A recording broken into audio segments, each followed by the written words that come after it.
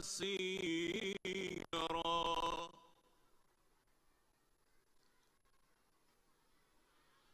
ويطعم الطعام على حبه مسكينا ويتيما وأسيرا إنا نطعمكم لوجه الله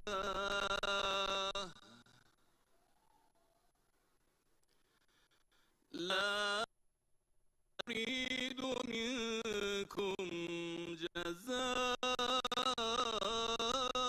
ولا شكورا الله أكبر بسم الله الرحمن الرحيم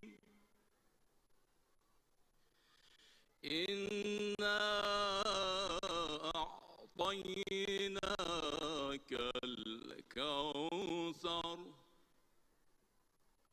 فصل لربك وانحر إن شانئك هو الأبتر صدق الله العلي العظيم اللهم صل وسلم وزد وبارك على رسول الله وآله الأطهار على رسول الله وآله الأطهار Muhammed ve Ali Muhammed'e güzel bir selavat çevir.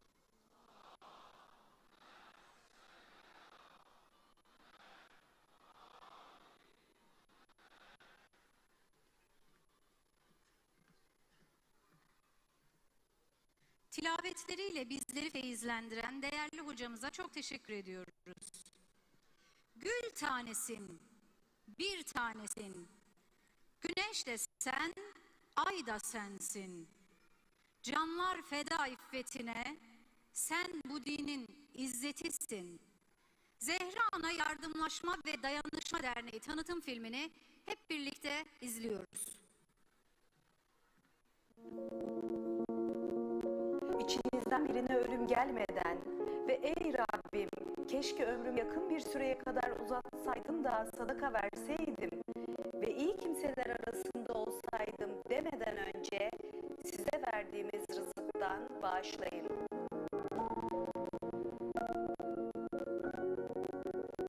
Kadınlara değer veren ve ismini bir kadından alan Zeynebiye hareketinde 9 yürekli kadın, 9 ev hanımı bir yola koyuldular gönüllü olarak. Bir anne gözüyle baktılar etraflarına. Mazlumları, yetimleri, maddi durumu iyi olmayanları, öğrencileri gördüler. Onlara dokunmak, yaralarına merhem olmaktı hedefleri.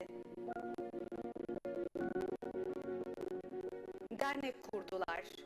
Adını Seyyidetün Nisa, kainatın incisi Hazreti Fatıma Zehra'dan aldılar.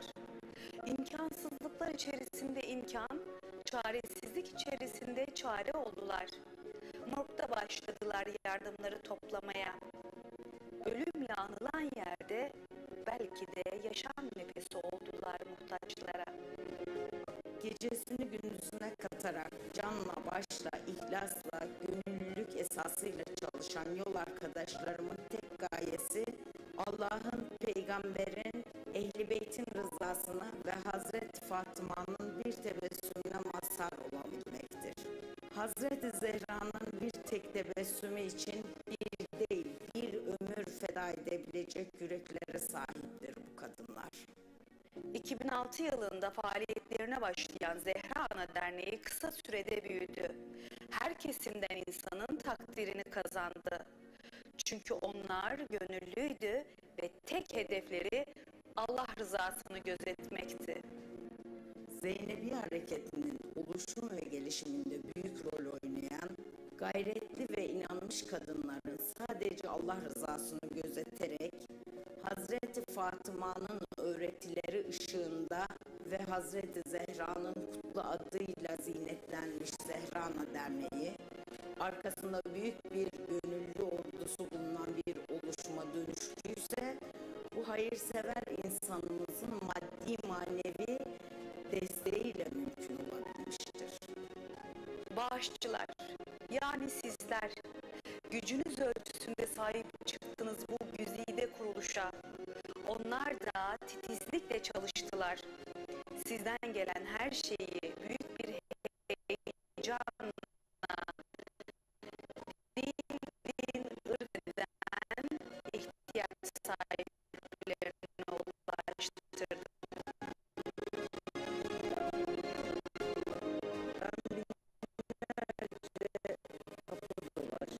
Dolaştım. Binlerce insan derdini dinledim arkadaşlarımla beraber.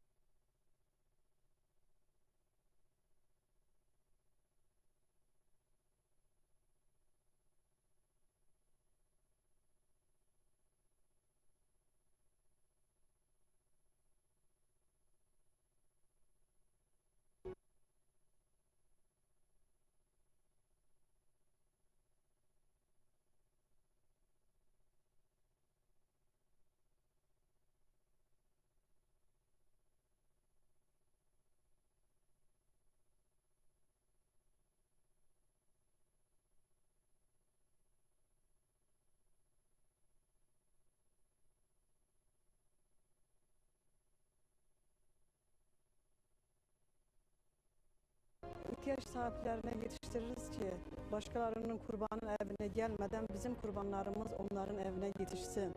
Onların kazanları orada kaynasın. Onlar dışarıdan gelen kokuyu almasınlar. Kendi pencerelerinde kendi yemeklerini yapsınlar diye. Bunlar bize huzur veriyor, mutluluk veriyor. Dağıtımlarda insanları çok mutlu görmek, onların bir derdine derman olmak bu bize yetiyor. İyi ki de bu dernekte varım işte. İyi ki de Zehra'nın kapısı var. Ben gönüllü olarak 17 yıldır hizmet yapıyorum. İyi ki de var diyorum bu kapı yani. İyi ki de böyle şeyleri gördüm, yaşadım. Yeri geliyor çocuklarımızı ihmal ediyoruz, ailemize vakit veremiyoruz. Ama bu bütün yorgunlukların sebebi ihtiyaç sahiplerinin hep yüzünü güldürmek. Zaman vakit ayırarak bu işe koşuşturan annelerimiz, ablalarımız, hanımefendiler, Allah kendilerinden razı olsun diyorum. Onların yaptıkları işler gerçekten takdire şayandır. Sadece bizim takdirimizde bir şey değil, çünkü onların o yaptığı işin değerini ancak Allah bilir. Düzenledikleri Uluslararası Dünya Müslüman Kadınlar Günü ve Ali Asgar Günü merasimleriyle de gönülleri fethettiler. Zehra Ana'ydı bu güzel kurumun ismi. Hazreti Zehra'nın gözünün nuru, oğlu İmam Hüseyin'i de yalnız bırakmadılar. Her yıl Necef Kerbela arasında Erbain ziyaretçilerine hizmet etmek için düştüler. Tek amaçları Hazreti Zehra'yı, Peygamberimizi, dolayısıyla Allah'ı razı etmekti. Zehrana Derneği kurulduğunda biz ne yapabiliriz? Biz birlik olmalıyız. Biz İslam yolunda o mektebe hizmet edebilmek için elimizden geleni yapabilmeliyiz. Zehra Ana Derneği Başkanı Meftune Atam ve onunla beraber yola çıkan gönüllü anneler, Zeynepiyeli kadınların Hazreti Zehra'dan esinlenip Hazreti Zeynep'in bayrağını alıp nerelere taşıyabileceğini gösterdiler herkese. Ben de onlarla birlikte ihtiyaç sahiplerine nasıl faydamız olabilir diye mücadele veriyorum. Yani benim en çok hoşuma giden şey, kadınların evlerinden çıkıp çok büyük bir harekete öncülük edip hayatta insanların ihtiyaçlarına koşuyor olmaları beni en çok etkileyen, burada olmama en çok neden olan şeydir. Hazreti Zehra'nın kapısı bütün hanımlara açık. Yani sizler de bizimle beraber bu yolda Hazreti Zehra'nın mazlumlarına el uzatmak isterseniz bizim kapımız herkese açık. İhtiyaç sahiplerimiz ne kadar sizin bağışlarınıza ihtiyaç duyuyorsa bizler de bizimle birlikte omuz omuza sahada yoksullukla mücadele etme noktasında bizimle birlik olmanıza ihtiyaç duyuyoruz. Zehra Ana'nın kapısı herkese açıktır. Bu yolda hizmet etmek isteyen herkesi yol arkadaşlarımıza bekliyoruz. Bu iyilik hareketi sizlerin desteğiyle bekleyen gözlere umut olmaya devam edecek. Hem hayırseverlerle hem onlarla ihtiyaç sahiplerini buluşturan, bu arada Hazreti Zehra'nın eli olma vazifesini ifa eden Zehra Ana yönetimine, çalışanlarına Allah yardımcı olsun. Hazreti Fatıma-tı Zehra sallallahu aleyhanın da duaları hep üzerlerinde olsun. Yaşasın Zehra Ana, yaşasın ki fakirlerimize, öğrencilerimize yardım eli olsunlar.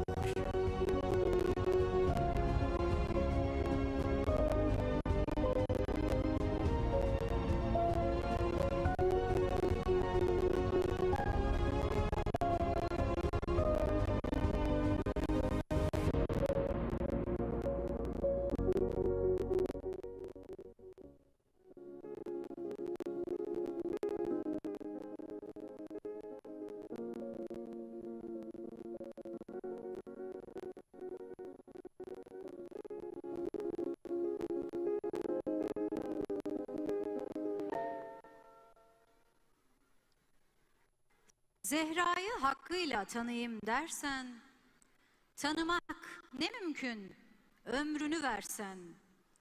Adem'den Hatem'e topla istersen, baştaki akıldır, gözdür Fatıma.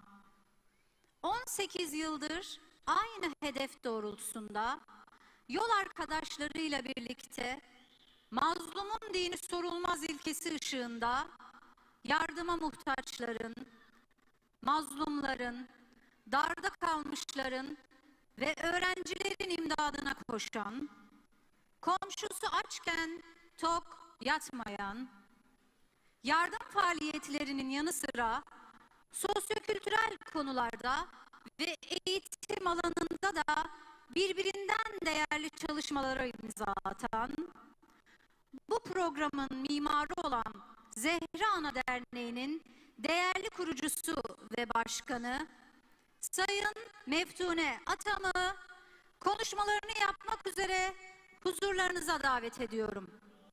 Zehra'ya Zehra, Zehra'ya Zehra, Zehra'ya Zehra, ben senin şiirini nece yazım ki, bu sözler ya Zehra, layıkın olsun.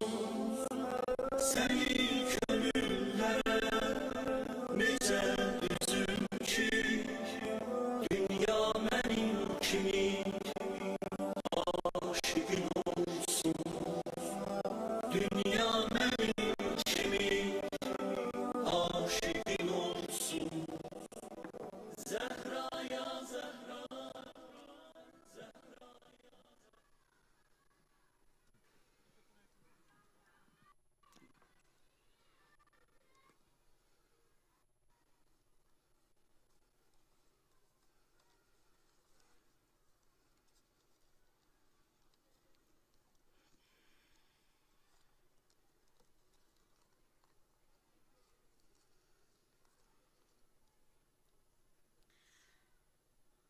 Bismillahirrahmanirrahim.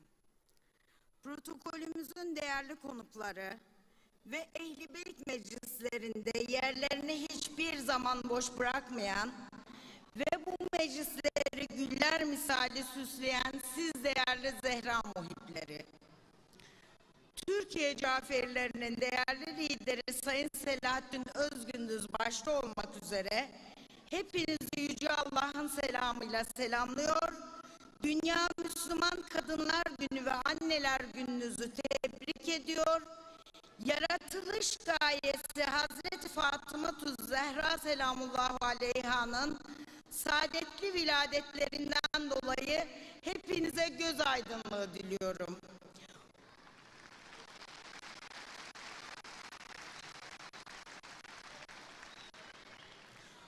Bu kutlu meclisi teşriflerinizden dolayı hepiniz hoş geldiniz diyorum.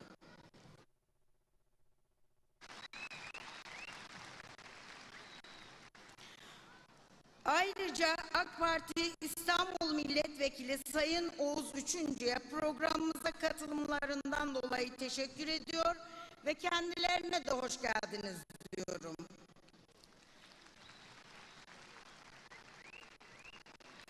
Ve Küçükçekmece'mizin kıymetli belediye başkanı Sayın Kemal Çebi'yi temsilen Başkan Yardımcısı Sayın Faysal Güler'e de katılımlarından dolayı teşekkür ediyor, hoş geldiniz.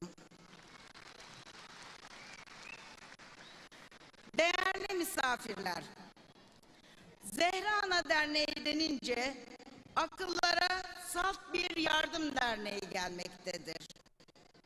Oysa ki Hazreti Zehra'dan aldığımız ilhamla, onun ilke ve öğretileri ışığında ve onun adıyla kurduğumuz Zehra Ana Derneği, birbiriyle aynı öneme sahip iki ana misyon üzere harekete geçmiştir.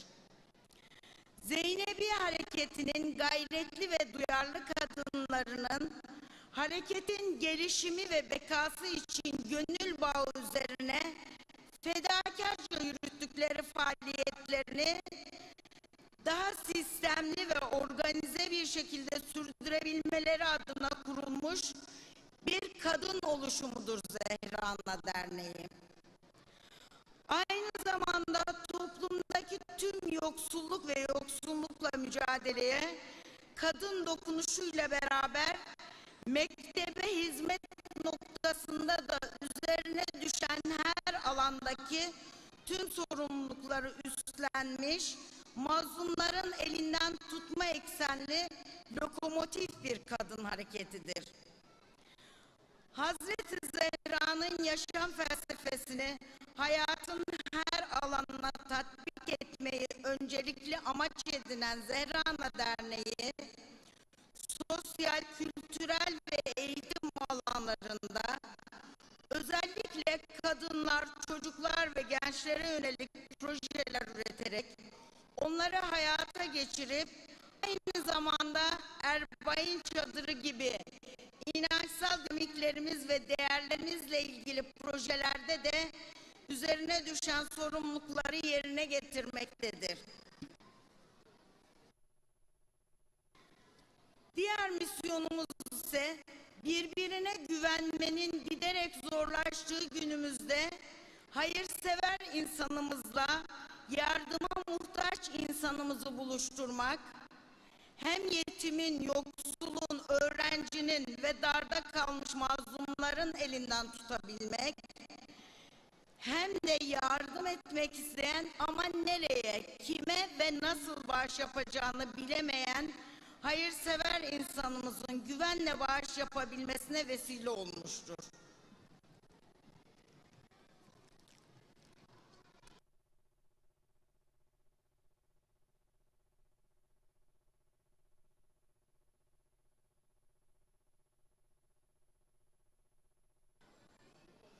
Yoksullukla mücadelede toplumdaki büyük bir boşluğu dolduran Zehra Ana Derneği, gönüllülük ve şeffaflık ilkesiyle çalışarak komşusu açken tok yatamayan müminlerin yüreğinin serinliği, vicdanının dinginliği olabilmek için elinden gelen çabayı göstermektedir. Bu yolda en önemli gücümüz bize duyduğunuz güven olmuştur. Yüce Allah bizi sizlerin güvenine layık olmaya muvaffak etsin.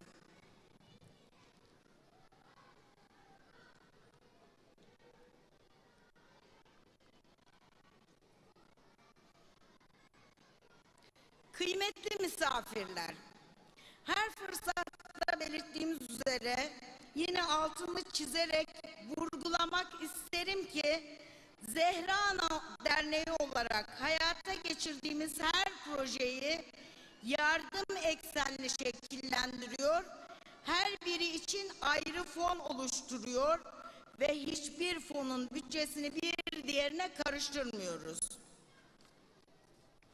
Emin olun ki hangi projeye katkı sağlayıp bağış yapıyorsanız yaptığınız bağış sadece o alanda değerlendirilmektedir.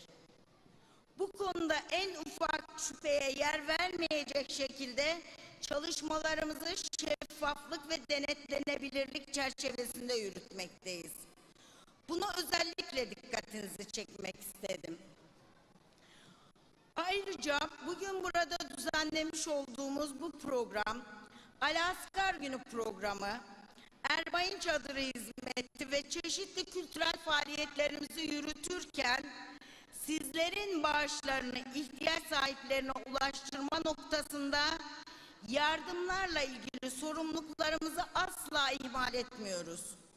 Düzenli olarak dağıttığımız yardım kolilerinin hazırlanması ve dağıtılması, ihtiyaç sahiplerinin tespit edilmesi ve yardımların ulaştırılması, alınacak gıda malzemelerinin fiyat araştırmalarının yapılması ve stoklanması ile ilgili oluşturduğumuz komisyonlar düzenli olarak çalışmakta, görevlerini titizlikle yürüterek diğer organizasyonların çalışmalarından etkilenmemektedir. Bu program yoğunluğunda dahi yardım kolilerimizin dağıtıldığını ve hiçbir bahanenin yardımların ulaşmasına engel olamayacağını da özellikle belirtmek istiyorum. Bu vesileyle bizlerden desteğini esirgemeyen ve Hazreti Fatıma'nın şefkat eliyle mazlum ve mahrumlara ulaşmamıza olanak sağlayan sizlere, her birinize ayrı ayrı teşekkür etmeyi kendimize borç biliriz. Allah hepinizden razı olsun, hiçbirinize kesedarlığı göstermesin, ailenize ve sizlere her iki dünyada da huzur ve mutluluk ihsan etsin. Bizler bu toplumun kadınları olarak toplumda ihtiyaç duyulan her alanda ilahi bir sorumlulukla ve kılık kırk yaran karar mekanizmamızın onayıyla projeler oluşturuyor ve yürütüyoruz.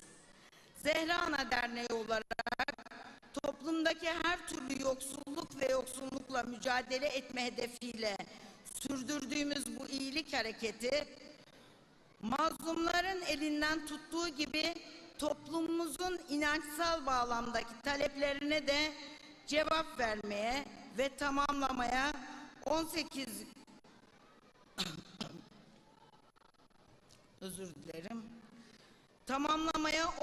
yıldır olduğu gibi bundan sonra da devam edecektir.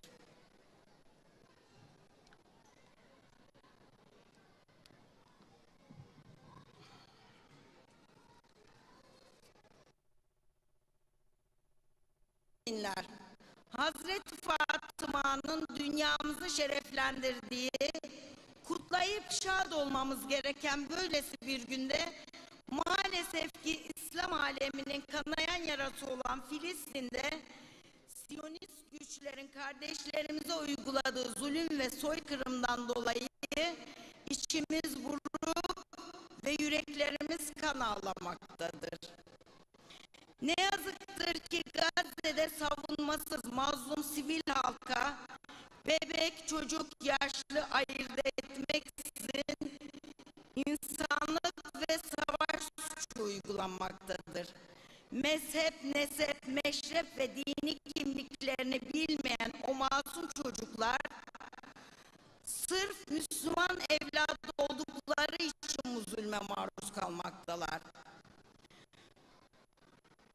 Kaldı ki Hazreti Ali'nin insanlar ya dinde kardeşin ya yaratılışta eşindir sözüne binaen insan olduğunu iddia eden hiçbir kimsenin duyarsız kalamayacağı böylesi bir mezalimin işlenmesine ben biliyorum ki sizlerin de benim gibi yüreği yanıyor ve dayanamıyor. Dünyadaki 2 milyarı aşkın Müslümana rağmen bir avuç Siyonist İsrail'in şımarıkça ve hukuksuzca uyguladığı bu katliam ve soykırım bize şunu gösteriyor ki onlara bu cesareti veren bölünmeye müsait ve hatta bölünmüş İslam ümmetinin ta kendisidir. Oysa ki rahmetli imamın buyurduğu gibi her Müslüman bir kova su dökse İsrail'i sel alır.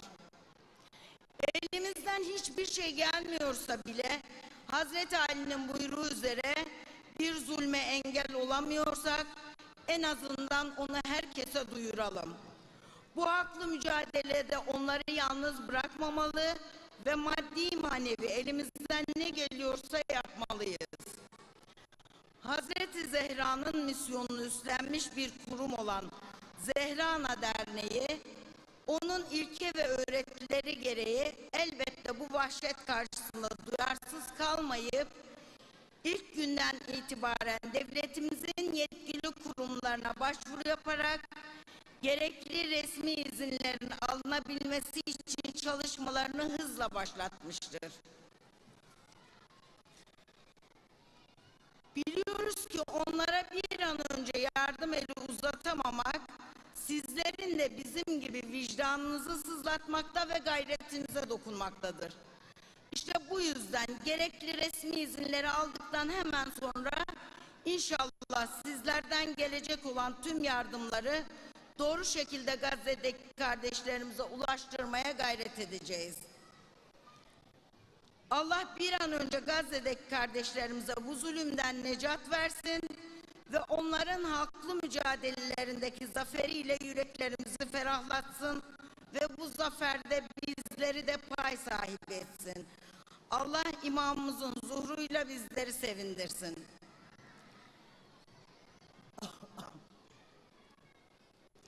Sonuç olarak İslam aleminin birlik ve beraberliğe her zamankinden daha çok ihtiyacı vardır. Ve Müslümanların yaşadığı tüm olumsuzlukların en güzel ve en kesin çözümü İslami vahdettir.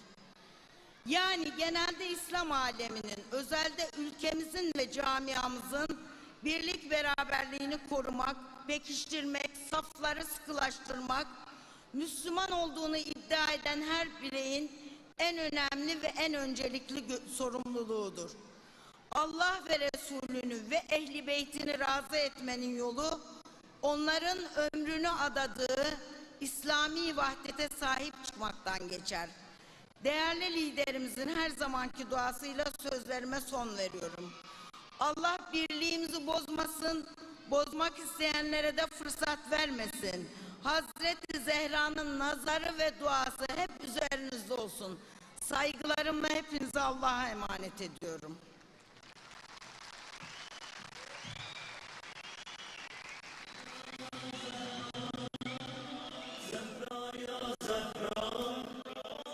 Kıymetli başkanımıza samimi konuşmalarından dolayı teşekkür ediyoruz. Mucizeler gecesi, göklerin emaneti, Rabbinden Habibine indi Zehra zineti, taçlandırdı eminin ruh inen hanesini, selamladı gök ehli aşkın nişanesini.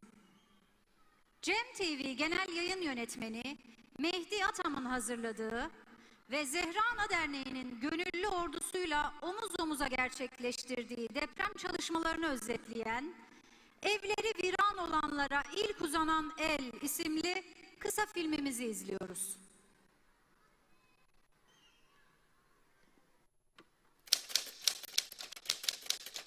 Merkez üssü Kahramanmaraş'ın Pazarcık ilçesi 7,4 büyüklüğünde deprem çevredeki 10 ilde de yıkıma sebep oldu. Evet, deprem oldu yine. Çok şiddetli bir deprem oluyor.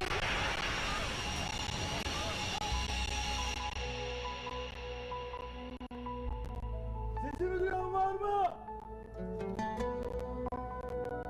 Sesimi duyan var mı? İki çocuğum, annem, babam, kardeşim, dayım gir. Hepsi gitti. Yerle buz oldu. Torunlarım, 2 tane amcamın çocukları. Allah'ım. Allah'ım sen bize sabır ver Allah'ım. Yıkıldı. Öldüler. Okul birincisiydi kızım. 3 aylık bebek gitti. 12 yaşındaki ölüm ödülümü yok. Sesleniyorlar, bizi kurtarın diyorlar, kurtaramıyoruz, nasıl kurtaracağız? Allah'ım bize yardım etsin, bize dua etsinler. Kurban olduğum herkesten bize dua edin. Yıkımın en çok olduğu Hatay'a ilk ulaşan yardım ekibi Zehra Ana Derneği oldu. Sabahın ilk saatlerinde dernek merkezinde bir araya gelerek hızlıca herkes o depremin şokunu yaşarken hızlıca bizler ne yapabiliriz diye düşünmeye başladık. Biz bir yardım derneğiyiz ve insanlara ulaşmamız gerekiyor. Elimizden geldiğince hızlıca bir temel ihtiyaç listesi oluşturduk. Zaten gelen talepler arasında su, battaniye, kıyafet ve ekmek vardı. Biz de henüz yıkımın hangi boyutta olduğunu bilmiyorduk. Ama bildiğimiz tek şey bu insanların bize ihtiyacı olduğuydu. Felaketin ilk saatlerinde bizler kaç kişi vefat etti diye ekranlara bakarken onlar kaç kişiye mont, kaç bebeğe süt, kaç yetime aş verebiliriz diye dertlendiler. Harekete geçtiler. Onları bekleyenler var. Bunu biliyor ve hissediyorlar. Çünkü onların tek gayesi bekleyen gözlere umut olmak. Ne yapabiliriz derken bize su feryadı ulaştı. Susuz. İnsanlar saatlerdir susuz bir şekilde, yardıma muhtaç bir şekilde bekliyorlardı. Tabii ki biz hemen bu yönde hareket ettik. Çünkü bu bizim en büyük hassasiyetimizdi. En çok hassas oldukları konu susuzluktu. Kerbela'dan bu yana her su içtiklerinde ciğerleri yananlar, burada suyumuz yok diyenlere sessiz kalabilir mi hiç? Susuz şehidin annesinin ismiyle Zehra Ana diyerek çıktıkları bu yolda oradaki yavrular Ali Askar'ın, Rugeyye'nin susuzluğunu yaşamasın dediler. Biz doğduğumuz günden beri Hüseyin'i ağlıyoruz. Biz Hüseyin'in mazlumiyetini ağlıyoruz. Biz Hüseyin'in susuz şehit olan sevdiklerini ağlıyoruz. Su dediğimiz anda herkesin gözü doluyordu. İnsanlar orada susuz dediğimiz anda. Yani o anda o insanlardaki herkeste ama herkesteki o çırpınışı size ifade edemem. Bir şey yapmamız lazım ve hemen yapmamız lazım. Biliyoruz orada gözü yolda bekliyorlar. Nereden kim ne getirecek bilmiyorlar ama bir kurtarıcı bekliyorlar. Yani oradan o feryada Zeynep'iye'den buradan bir ses, bir seda, bir cevap ulaşmalıydı. Ve hamdolsun depremin hemen akabinde oraya giden ilk yardım ekibiydik. O suyu ulaştırdık. Evi viran olanların yaralarını saracak tırları canı pahasına koruyan yürekli insanlar. Hepimiz sıcacık yataklarımıza gözyaşlarımızı dökerken onlar gözyaşlarını yerle bir olan topraklara akıttılar. Çoğu evli barklı, kendi çocuklarını bırakıp düşmüşlerdi yola. Mazlumun dini ırkı sorulmaz şiarıyla. İlk oraya gittiğimizde elektrik, su hiçbir şekilde yoktu. Barınma sıkıntısı vardı. Sokaklardaydılar. Biz de aynı şekilde gittiğimiz günden itibaren ilk bir hafta sokakta, bazen araçta, bazen kaldırımın üstünde uyuduk. Ama insanların o muhtaç oluşunu hissettiğimizde Biz o anda yani Kısa filmde gördüğünüz kişiler sayısız kahramandan sadece birkaçı.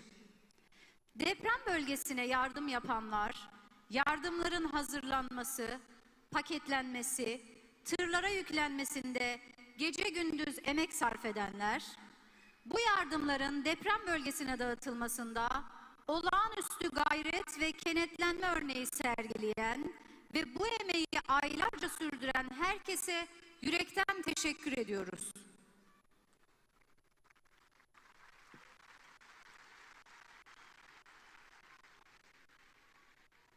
İlahi, sen şahit ol, ben aşığım Ala Baya. Ya Rabbi, yaz alnıma, kurbanlıktır bu kul Zehra'ya sözleriyle Hazreti Zehra, onun babası, kocası ve evlatlarına olan aşkını ve adanmışlığını dile getiren, Türkiye'de Ehl-i Beyt meşalesini yakan, birliğimizi her şeyin üstünde tutan, Ehl-i Beyt'i doğru anlama ve öğretilerini yaşatma konusunda yolumuza ışık tutan, mektebe duyduğu hizmet aşkıyla bizlere ilham veren, Türkiye Caferileri lideri Sayın Selahattin Özgündüz'ün konuşmalarını yapmak üzere kürsüyü teşriflerini arz ediyorum. Bir dergahında sohbet Muhammed'in dilinden, bir dergahında sohbet Muhammed'in dilinden.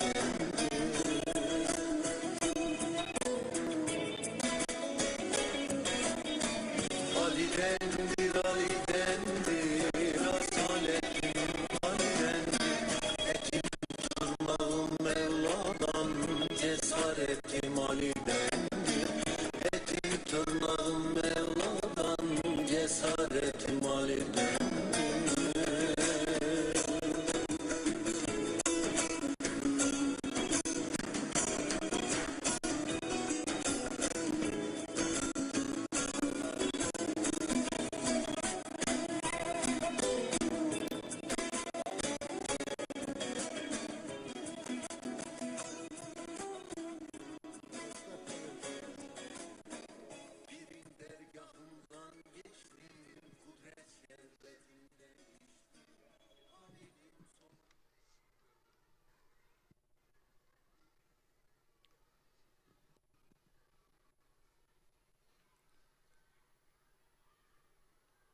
Selamun Aleyküm.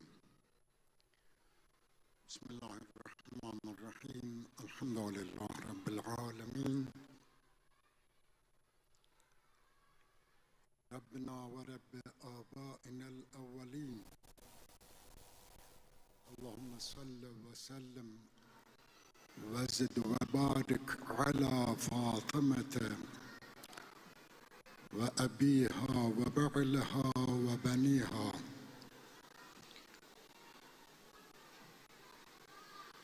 Sayın Vekilim, Belediye Başkan Yardımcısı ve protokolü süsleyen meslektaşlarım, sivil toplum kuruluşların temsilcileri, salonu süsleyen kardeşlerim, bacılarım,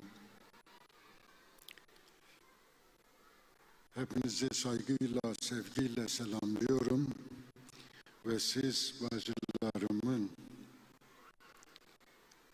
ekranı başında da bizi izleyen bacıların, annelerin, teyzelerin, kız evlatların Kadınlar Günü'nü kutluyorum. Fatime-i Zehra'nın duası, teveccühü, Roz-u Mahşer'de de şefaati sizinle olsun, üzerinizde olsun. Gününüz mübarek olsun.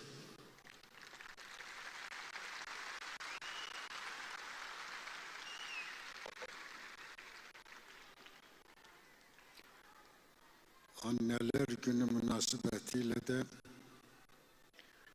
anaların hepsine saygılarımı sunuyorum.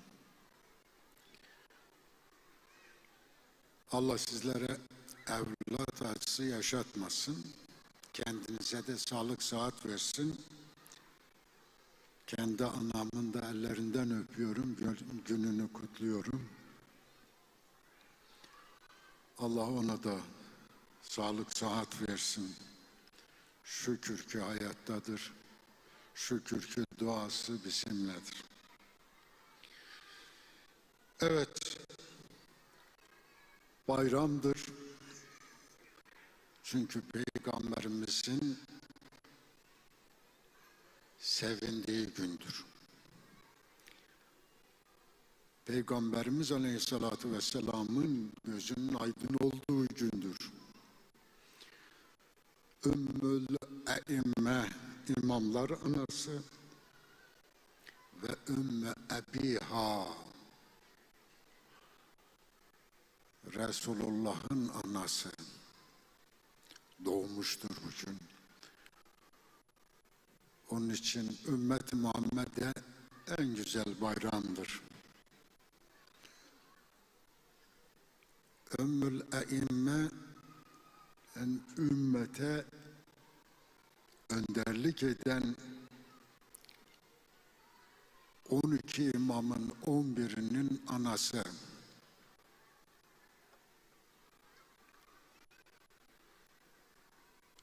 Ümmü Ebiha, onu Peygamber Aleyhisselatü Vesselam'a sormak lazım. Babasının anası, babası Resulullah'tır, Hatem-ün Nebiyyindir. Onun anası onu ne anlamda dedi? Onu Resulullah'a sormak lazım. Ama bunu biliyoruz ki Resulullah ondan büyük kızları için bu tabiri kullanmamıştır. Ona kullanmıştır, en küçük kızına. Ve onun rızasını Allah'ın rızası olarak telakki etmiştir. İnna Allah la yarda lirda Fatıma ve yeskatu li sakatiha.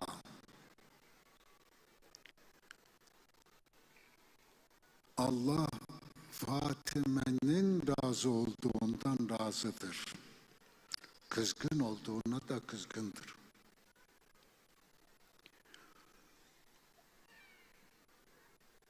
Niye? Çünkü Fatime ancak Allah'ın razı olduğundan, Allah'ın razı olduğu insandan, Allah'ın razı olduğu işten, Allah'ın razı olduğu sözden razı olur. Allah'ın gazap ettiği söze, eyleme, söyleme ve insana da o da gazap eder. Yani aslında Fatıma sallallahu aleyha duygusunu da Allah'a göre yaşamıştır. Gazabını da, rızasını da Allah'a göre endekslemiştir. Selam olsun Fatıma'ya.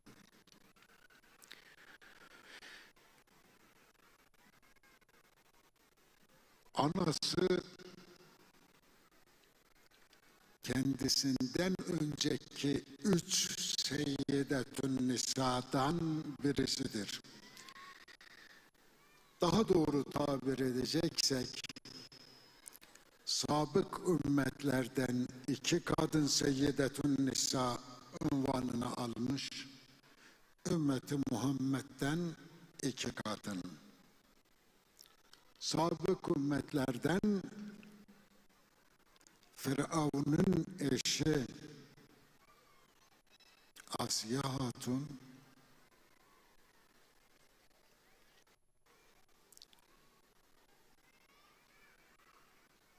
Çok ilginçtir hakikaten.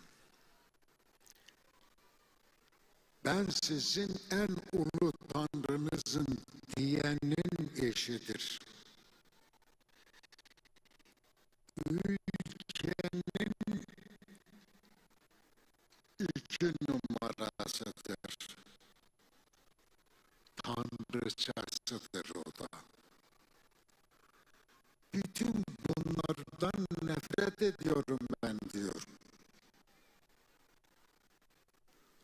Allah'ım sen kendi katında, cennetinde bana bir ev ver.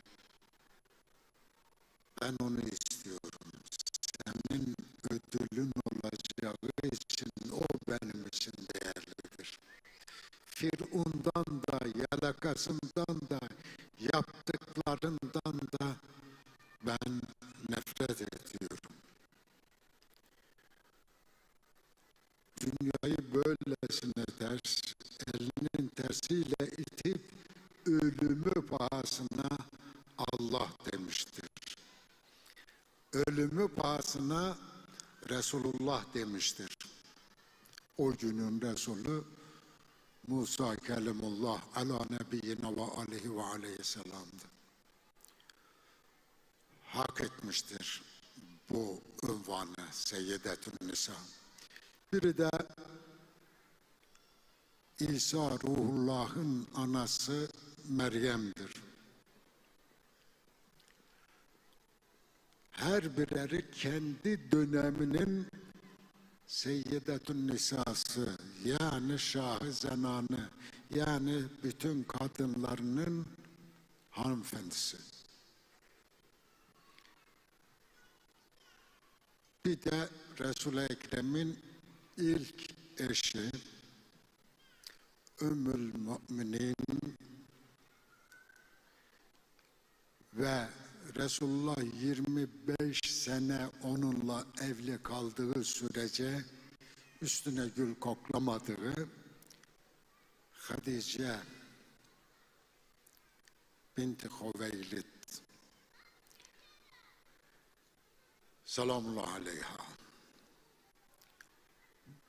Tarihçiler der ki bütün Hicaz'ın serveti bir yana, onun serveti bir yana, onun serveti ağır basardı. Çok müthiş bir ticari zekası vardı. Kureyşli gençlerine hepsine yabnel amme, amcazadelerim, ne boş boş geziyorsunuz? Alın sermaye, ticaret yapın. Kârına ortak, müzarebe dediğimiz. Tabiri caizse bütün Kureyş gençlerini harekete geçirip tembellikten kurtarmış ve tabii ki hem onları evine rızık götürecek duruma getirmiş hem de sermayesinin kar payını da almak suretiyle birçok kanaldan kendisine kar akmıştı. Lazım olacaktı o para bize. O servet lazım olacaktı. Çünkü Resul-i Ekrem'in o günkü düzene karşı hareketine mukabil Kureyş'in kabileleri toplanıp kahredici bir ambargo uygulayacaklardı. Yiyecek içeceği tahrim edecekler. Bununla yetinmeyip onlarla sosyal ilişkileri de, izdivacı da, her şeyi yasaklayacaklardı. Ebu Talib himayesindeki Resul-i Ekrem ve yareni o gün Şe'be Ebi Talib'de Ebu Talib'in koruması altında yaşayacaklardı. Yıllarca, 3 yıl. Ama kimse acından ölmedi. Siz bir ürüne bir 2 katını verdiniz mi? o yasağı koyanlar da kaçakçılığını yapar o işin. Ne lazımsa getirirler. Evet, bu Hatice'ye benim selamım çok anlamlı değil. Sadece dostluğumuzu izhar ederiz. Cebrail Emin her geldiğinde Allah'tan ona da özel selam getirirdi. O da kendi döneminin Seyyidetün Nisa'sıdır. Şah-ı Zenanıdır. Dördüncüsü Fatime'dir. Fatime nesebi faziletlerle beraber kendisi faziletin tam da kendisiydi. Yani Resulullah'ın kızıdır, Hatem-ün Nebiyinin kızıdır. Bundan son zamanlarda moda olmuş bazı alimlerimiz, Kur'an bilen alimlerimiz rahatsız oluyor Resulullah'a Seyyidül Mürselin denilmesinden, Şah-ı Enbiya denilmesinden, evrenin övüncü veya efendisi denilmesinden. Evrenin efendisi Allah'tır. Biz Resulullah'ı Allah'la yarıştırmıyoruz. Allah'ın ona lütfettiği ve onun kesbettiği faziletleri ancak zikrediyoruz. Ne yukarısı ama ne de aşağısı, ne de onu sıradanlaştırma. İkisi de uygun değildir, ikisi de yanlıştır. Onun hadislerini de topyekun kabul, evet o buyurmuşsa topyekun başımız üstüne. Ama onun adına kendisi de buyurmuş, kendi döneminde bile yalan hadisler uydurulmuştur. Yalan olanı, yani ona ait olmayan sözleri ayıklayıp ona ait olan sözleri de başımız üstte, gözümüz üstünde tam bir teslimiyetle kabul etmek durumundayız. Topyekun hadisleri red ne kadar yanlışsa topyekun kabul de o kadar yanlıştır. Ona ait olan söz Kur'an'la çelişmez. Ona ait olan söz mantıkla çelişmez. Hakikatle çelişmez. Allah'ın selamı ona olsun. Evet, bu Fatime onun en sevdiği evladıdır. Açıkça sahih kaynaklarda Şia Sünni fark etmeden bu kaide geçmiştir. Seyyidetün Nisa olduğu da. Ama onun Şah-ı Zenan olması Resulullah şu kaidede koymuştur. Önceki ümmetler, bundan sonra gelecekler hepsi için geçerli. Fatime bütün zamanların şahıdır. Allah'ın selamı Fatime'ye olsun. Evet, anası Allah'ın özel selam gönderdiği Seyyidetün Nisa'dır. Peygamberimiz 25 yıl onunla evli olduğu sürece hiçbir kadınla izdivac etmemiştir. Ama ondan sonra evlendiği her bir kadının üzerine birkaçını daha getirmiştir. Değil mi? Hatice ile peygamberin eşleri hiçbirisi yarışamaz. Hiçbirisi.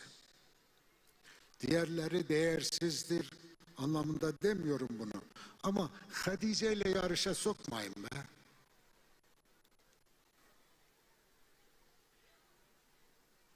Hele bir de peygamberimizin rencide oldukları veya peygamberimizin rencide olduğu için, ona komplo kurduğu için Kur'an'ın rencide olduğu birilerini Hatice ile yarıştırmak insafsızlık olur. Ama sevgi kim kimi severse Doğru olan Allah kimi ne kadar seviyorsa biz de o kadar sevmemizdir. Fatime o Hatice'nin de kızıdır. Fatime üçüncü nesli kadın nesil Zeynep'tir. Müslümanların mahşere kadar övüneceği bir kız Zeynep. Kerbela'nın gerçek kahramanı.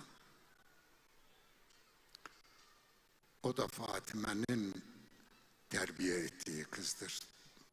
Doğurup ümmeti İslam'a yüz hakkı olarak feda ettiği kızıdır. Hasan Hüseyin hangi ana böyle arşın küpesi, cennetin süsü, insanlığın yüz hakkı ama ikisi de insanlığa kurban oğulları doğurmuştur. Bütün bunlar fahr olarak Fatime'ye evet fazilettir, canebi. Ama hakikaten Fatime'nin kendisi kız evlat olarak, eş olarak, ana olarak benzersizdir. Onun için Seyyidetün Nisa'il alemin minel evveline vel ahirindir. Hangi ana gamis dediğimiz şehadet gömleğini oğluna daha doğduğu günlerde örmeye başlar. İslam'a kurban olmak, İslam ümmetine kurban olmak üzere oğlunu yetiştirir ve onun tabir caizse şehitlerin kefeni giydikleridir.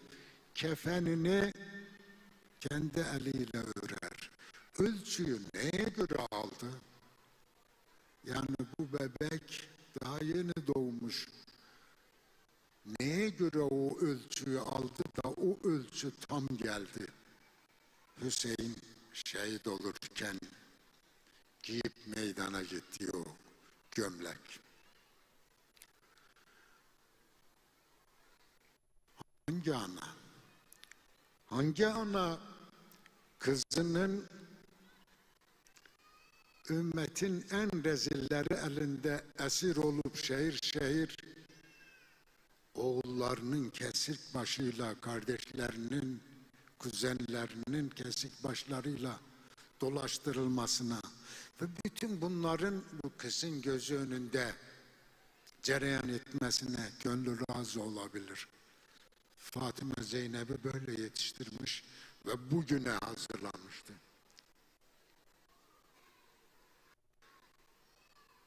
Hiç kimse dost düşman Fatime'nin o kısacık ömründe en çok diyen tarihçi 28 yaşı diyor. Dünyayı terk ettiği, Hakk'a yürüdüğü yaş olarak 28 en çok diye 28 diyor. Bana göre de doğrusu 28'dir. Gencecik yaşta oğullarını, kızlarını yetim bırakarak gitmiş. Ama o ömürde neyi yanlış yapmış şimdiye kadar hiçbir kaynakta Fatime de şu yanlışı yaptı, Resulullah'ı şu haliyle üzdü diye bir kayıt yoktur. Fatime Seyyidetün Nisa'il alemindir. Minel evveline vel ahirin. Esedullah, Hüccetullah, Veliyullah, Emirül Mu'minin, Seyyidül Vesiyyin, İmamül Muttakin, Ali İbni Ebi Talib olmasa ona layık eş bulunmazdı. Bu da hadistir. Ne öncekilerden ne sonrakilerden Fatime'ye er olacak Ali'den başka kimse yoktu. Burada bu cümlenin üzerinde de bir hayli konuşmak lazım. Ali'nin öyleyse makamı nedir? Fatime'nin makamı nedir? Selamun aleyha. Fatime hakikaten kendisi de faziletler anasıdır. Yani sadece Ali'nin eşi, Hasaneyn'in anası, Zeynep'in anası, Resulullah'ın kızı, Hadice'nin kızı, bunların hepsi evet yerinde fazilet. Ama Fatime'nin kendisi Ümmül Fezail'dir. Belki de Resul-i Ekrem Ümmü Ebiha derken bunu kastetmiştir. Belki de.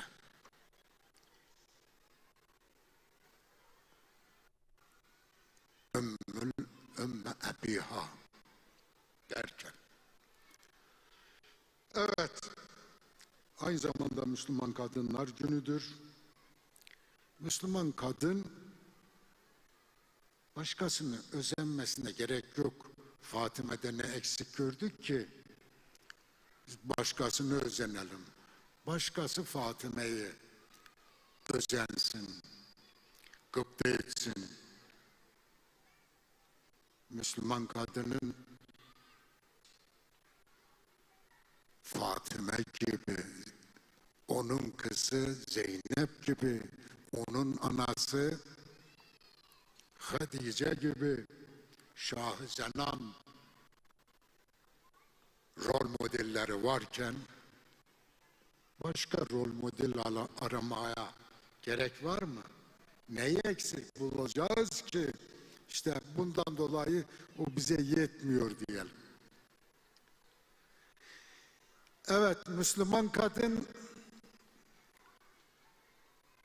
Fatime'ye bakıp ona göre evlat yetiştirecek. Vatanına, milletine, ailesine, çevresine, insanlığa canı pahasına fedakarlık edecek evlatlar. Müslüman kadın ağzı bozuk olmaz. Müslüman kadın nezih olur. Nezafetiyle, nezahetiyle, nezaketiyle diğer kadınlara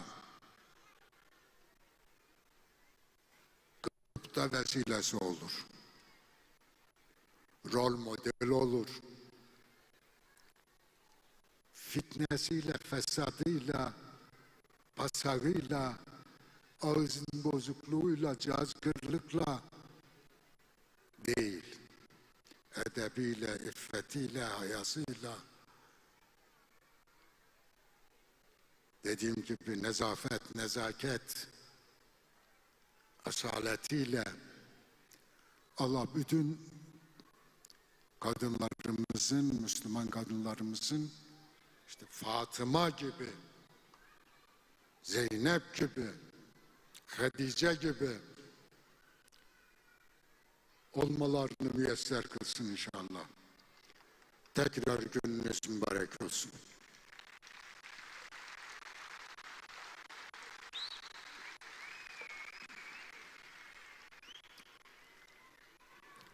Efendim, bir iki konuya da izninizle kısaca değineyim, vaktim bitti. Bir, Sayın Cerrahlar Derneği Başkanı'nın da belirttiği gibi, değindiği gibi, Gazze'de içimiz kan ağlıyor, insanlık yok ediliyor, insanlık ölüyor ama biz de çıplak gözle bir şeyi daha izliyoruz. İnsan hakları, demokrasi gibi deyimlerin, sancaktarlığını yapanların ne kadar ikiyüzlü ve yalancı olduklarını 3 aydır net bir şekilde izliyoruz, görüyoruz. Müslümanların düştüğü durumu görüyoruz. Benim gibi düşünmeyen düşmanımdır. Çarpık zihniyeti yüzünden tarikatlara, mezheplere, kabilelere bölünüp siyasi görüşlere paramparça olup birbirini düşman belleyen Müslümanı görüyoruz. Aynı mezhepten insanlar bile onların imdadına koşmadığını görüyoruz. Aynı soydan boydan insanların bile onların imdadına koşmakta atalet gösterdiklerini acı bir şekilde izliyoruz. Bu halimiz de ümmetçe ağlanası, bu halimizi de bir gözden geçirip bu ümmeti Muhammed nereden yıkılmışsa oradan ayağa kalkmalı. Yani birliğini kaybetmekle Kur'an'ın dediği gibi zillete düşmüş, ahirette de cehennem. Birliğini yeniden kazanmalı. Kazandığı gün muzaffer olacaktır, aziz olacaktır, dünyaya hükmedecektir. Adaletiyle. Allah o günü yakın etsin. Diğer mesele, yılbaşı geliyor. Yani bu gece yılbaşı kutlaması var. Müslümanların yılbaşı mıdır değil midir bu tartışmayı ben bu boyutuyla kabul etmiyorum. İsa Ruhullah bizim de peygamberimizdir. Hatemün Nebiyyin aleyhissalatu vesselam onları reddetmeden bu dini bize tebliğ etmiştir. Onları tasdikle onları selamlıyoruz. La nufarrigu beyne ahadin min rusulih. Nübüvvet ve hürmet noktasında Allah Resullerinin arasında fark gözetmeyiz. Resul-i Ekrem'e saygısızlık ne kadar bizim için acı ise Ruhullah İsa Aleyhisselam'a da saygısızlığı aynı şekilde küfrüyle biz mühürleriz. Dolayısıyla onun doğumunu kutlamanın hiçbir mahsuru yok.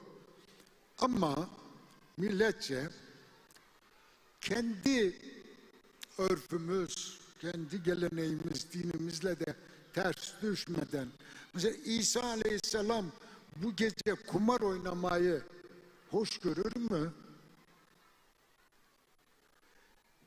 Sarhoş olmayı hoş görür mü? Yani İsa Aleyhisselam'ın bir peygamberin viladetini içkiyle, kumarla kutlamayı o kabul eder mi? Yanlış burada. Onlara benzemek gibi bir derdimiz yok. Varsın biz daha güzel yapalım, onlar bize benzemeye çalışsın. Peki bizim de Navruz bayramımız var. Yılbaşını biz baharın başlangıcında, Türk dünyasında böyledir bayram ederiz. Peki onlar bize katılıyor mu? Biz çok daha güzel yapıyoruz. Hele bir de biraz örselenmiştir o kültürümüz. Ölü bayramıyla, yedileviniyle, baca bacasıyla,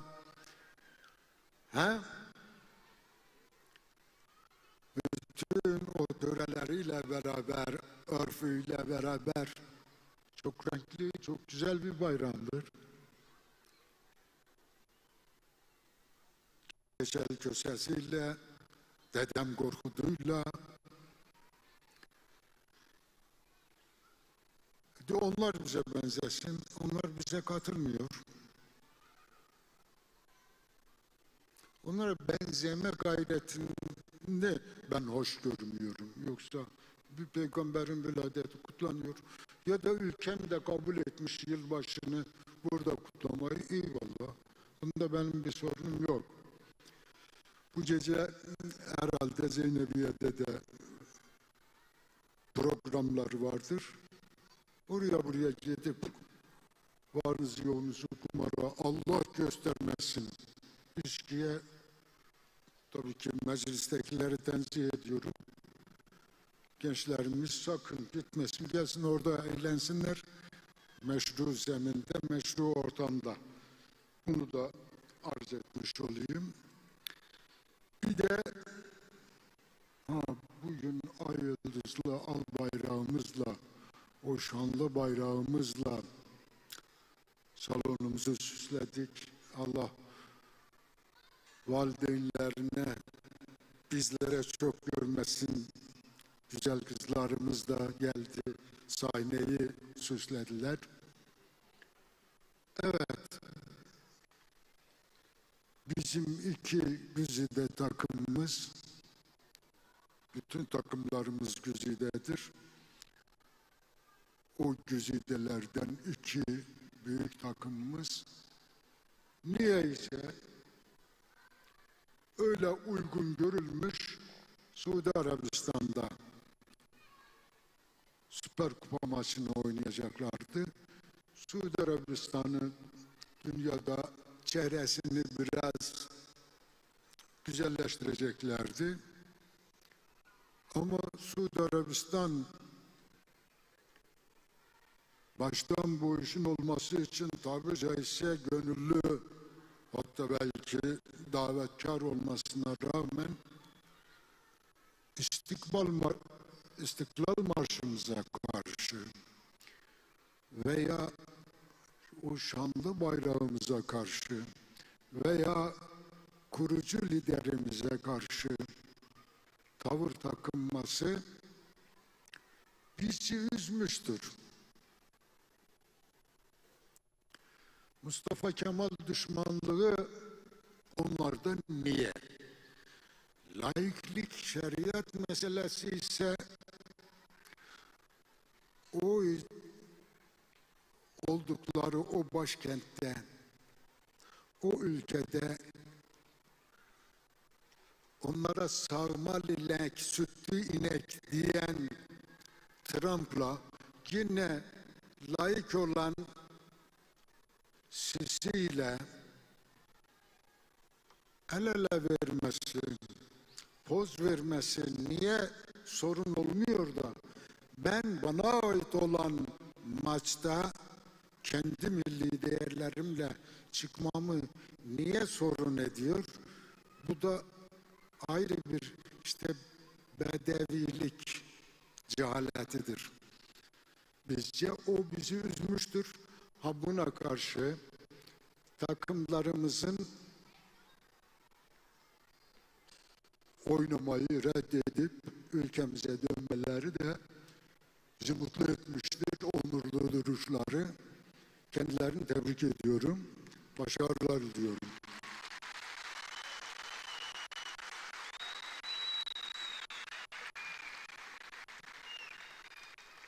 Benim önerim ne olur?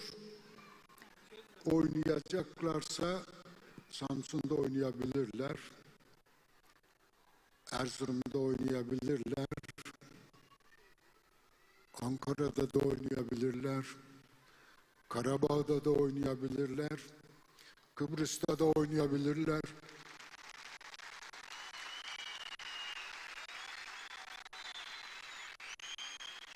Fakat önerim federasyonumuza da kulüplerimize de yoruldular.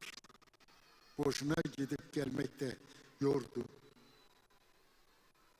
İkisine de şampiyon kupa, galibiyet kupası, süper kupa oynamadan zaten onlar şampiyon oldu geldi.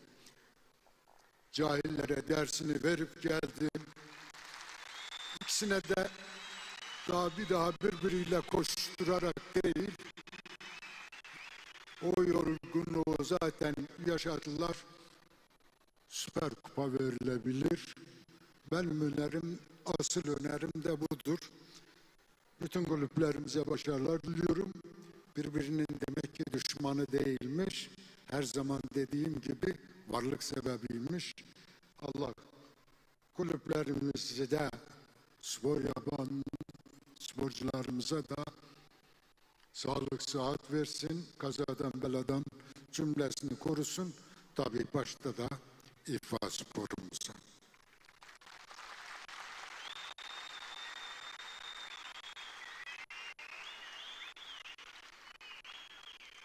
Evet, ben not almadan artık konuşmamı bitireyim. Allah birliğimizi, dirliğimizi bozmasın. İslam coğrafyasından ve bilhus sol kaburgasına, Türk dünyasına hançer gibi saplanan Ermenistan'ı, sağ kaburgasına Arap dünyasından saplanan Siyonist İsrail'i mağlup makhur etsin, bütün İslam topraklarını işgalden kurtarsın, bizleri de bunda pay sahibi etsin. Bayramınız tekrar mübarek olsun. Hepinize saygılarımı, sevgilerimi sunuyorum. Allah'a emanet olun. Sözüm Ali'dendir, iki katım gönüldendir. Birin dergahında sohbet, Muhammed'in dilinden. Birin dergahında sohbet, Muhammed'in dilinden.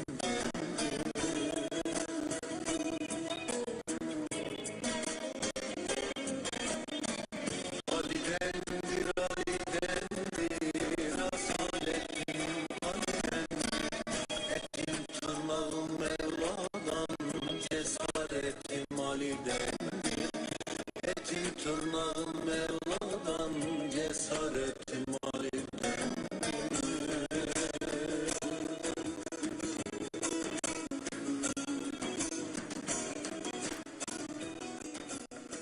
Değerli liderimize konuşmalarından dolayı şükranlarımızı sunuyoruz. Kıymetli misafirlerimiz, 2 tane telgrafımız var. İzninizle sizlerle paylaşmak istiyorum. Peygamber Efendimizin sevgili kızı, Ehl-i Beyt'in annesi, cennet kadınlarının hanımefendisi, Hazreti Fatıma-tü Zehra'nın kutlu doğumlarının 1453. yılı ve Dünya Müslüman Kadınlar Günü münasebetiyle derneğinizce düzenlenen kutlama programına davetiniz için yürekten teşekkür ederim.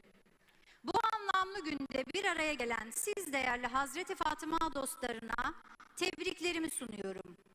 Bu kutlu günde Cenab-ı Allah şefaatlerini hepimize nasip eylesin.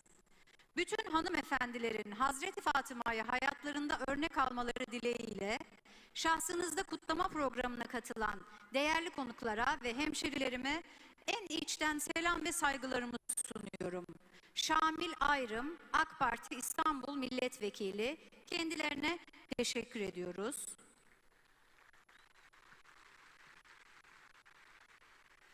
Yoğun programımdan dolayı nazik davetinize katılamayacağımı belirtmek isterim.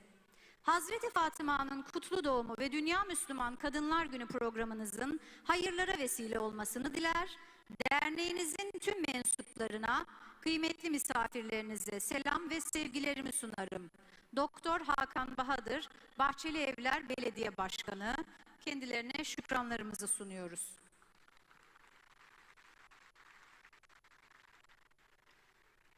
Ey hanımlar serveri, ya Fatıma! Ey Kur'an'ın Kevseri, ya Fatıma! Peygamber bahçesinin reyhanesi, ey gönüller hemdemi, ya Fatıma! Haftalardır büyük bir hevesle Hazreti Zehra Meclisi'nde pay sahibi olabilmek için emek veren, heyecanla bugünü bekleyen Zehra Ana Çocuk Korosu'nu performanslarını sergilemek üzere sahneye davet ediyorum.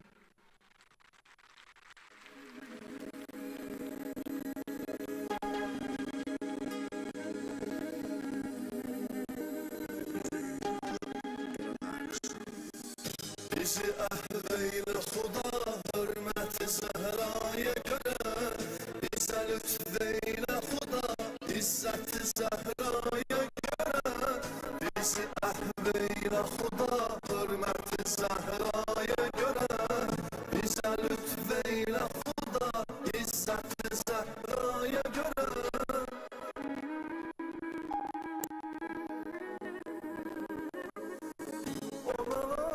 Yerine Kur'an okur Cebrail, onun eşkiyle melekler nura olmuş nail. Peygamberin kapısında utandı Ezrail, 3 kerem döndü geri İsmet-i Zehra'ya göre. Peygamberin kapısında utandı Ezrail, 3 kerem döndü geri İsmet-i Zehra'ya göre.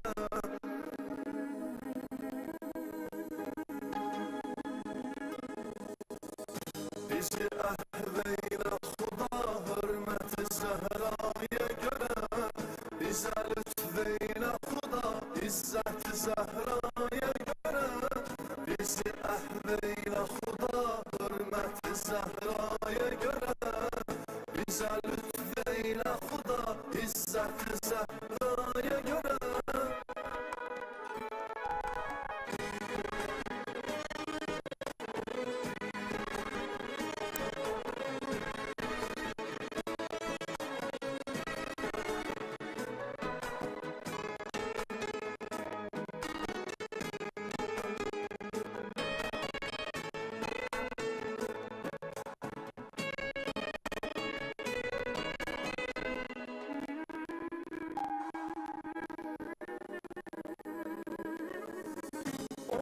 İsmet ve heya mülkünün ağan, o meleklerden uca her iki dünya han. İntizarındadır cennet göre Zehra hanımı, masum eller beziyip cennet-i Zehra'ya göre. İntizarındadır cennet göre Zehra hanımı, masum eller beziyip cennet-i Zehra'ya göre.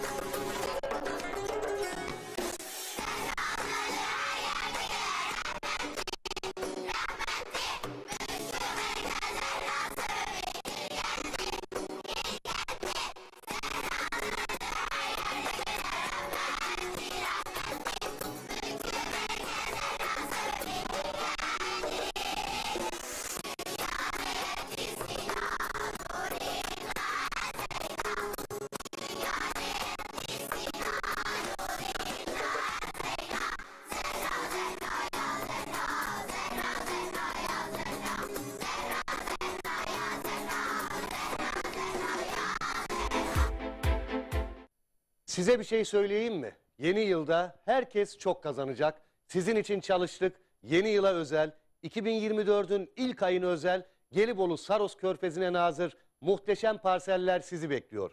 Yeni yılı bekleyin. Ayrıntılar o zaman gelecek. Bilgi ve ön rezervasyon için 0212 594 4 594. Sakın kaçırmayın. Sevgili izleyenler, herkese merhabalar. Şu anda bizler Ekin Gayrimenkul olarak Lüleburgaz Çiftlikköy'deyiz. Çiftlikköy'de çok güzel bir projeye imza attık. Gerçekten havası güzel, oksijeni bol.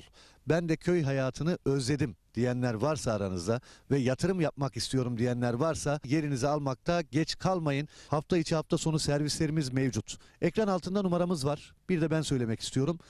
0212 486 39 0 0212 486 39 0. Kısmi vade seçeneğimiz var.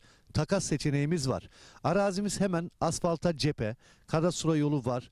Evet, gördünüz zaten. Görüntüleri de görüyorsunuz. Hemen arkamızda bungalov ev var. İşte burada şu anda yaşayan var. Hafta sonları geliyor, pikniğini yapıyor ailecek. Gerçekten konum olarak güzel bir bölgede. Bulunduğumuz yerde elektrik yakın ve yine Seyitler tren istasyonu var yürüme mesafesinde. Bu da çok önemli bir ayrıntı. Yani ileride burası faaliyete geçtiği zaman Küçükçekmece'den çıkıyorsunuz hızlı trenle, yarım saatte arazinize kadar geliyorsunuz ve yürüme olarak da maksimum 5 dakika, 1 kilometre bile yok. Tren istasyonu durağına, bu durakta oradan Babaeski'ye, daha önce satmış olduğumuz yerlere kadar gidebiliyorsunuz. 0212 486 39 0 0212 486 39 0. Lüleburgaz'ı benim anlatmama gerek yok. Lüleburgaz'ı herkes biliyor. Biliyorsunuz Kırklareli'nin en büyük ilçelerinden birisi, organize sanayi bölgesiyle. Binlerce çalışan var sanayi bölgesinde. Yüzlerce fabrika var. Bu bölgeden yer aldığınız zaman kazanmama şansınız yok. Biz bu zamana kadar yapmış olduğumuz projelerde 1'e 2, 1'e 3, 1'e 5 kazananları biliyoruz. Evet, bütün projelerimiz kazançlı alışveriş. O yüzden sizler de Lüleburgaz Çiftlikköy'den gelin bir parsel sahibi olun.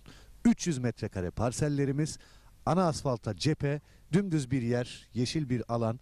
Ekranlarda görüyorsunuz zaten. Şok fiyat. Bu fiyatı kaçırmayın. Hafta içi hafta sonu servislerimiz var. Hangi gün müsaitseniz söyleyin, sizi getirelim. Özellikle hafta sonu kalabalık bir şekilde geliyoruz. Sabah kahvaltımızı yapıyoruz. Araçlarımız saat 11'de Beylikdüzü'nden kalkıyor. Beylikdüzü'nden hep birlikte geliyoruz. Arazimizde sunumumuzu yapıyoruz. Arzu edenler beğeniyor. Tapunuzu hemen alıyorsunuz. Önce tapunuzu alıyorsunuz, sonra ödemenizi yapıyorsunuz.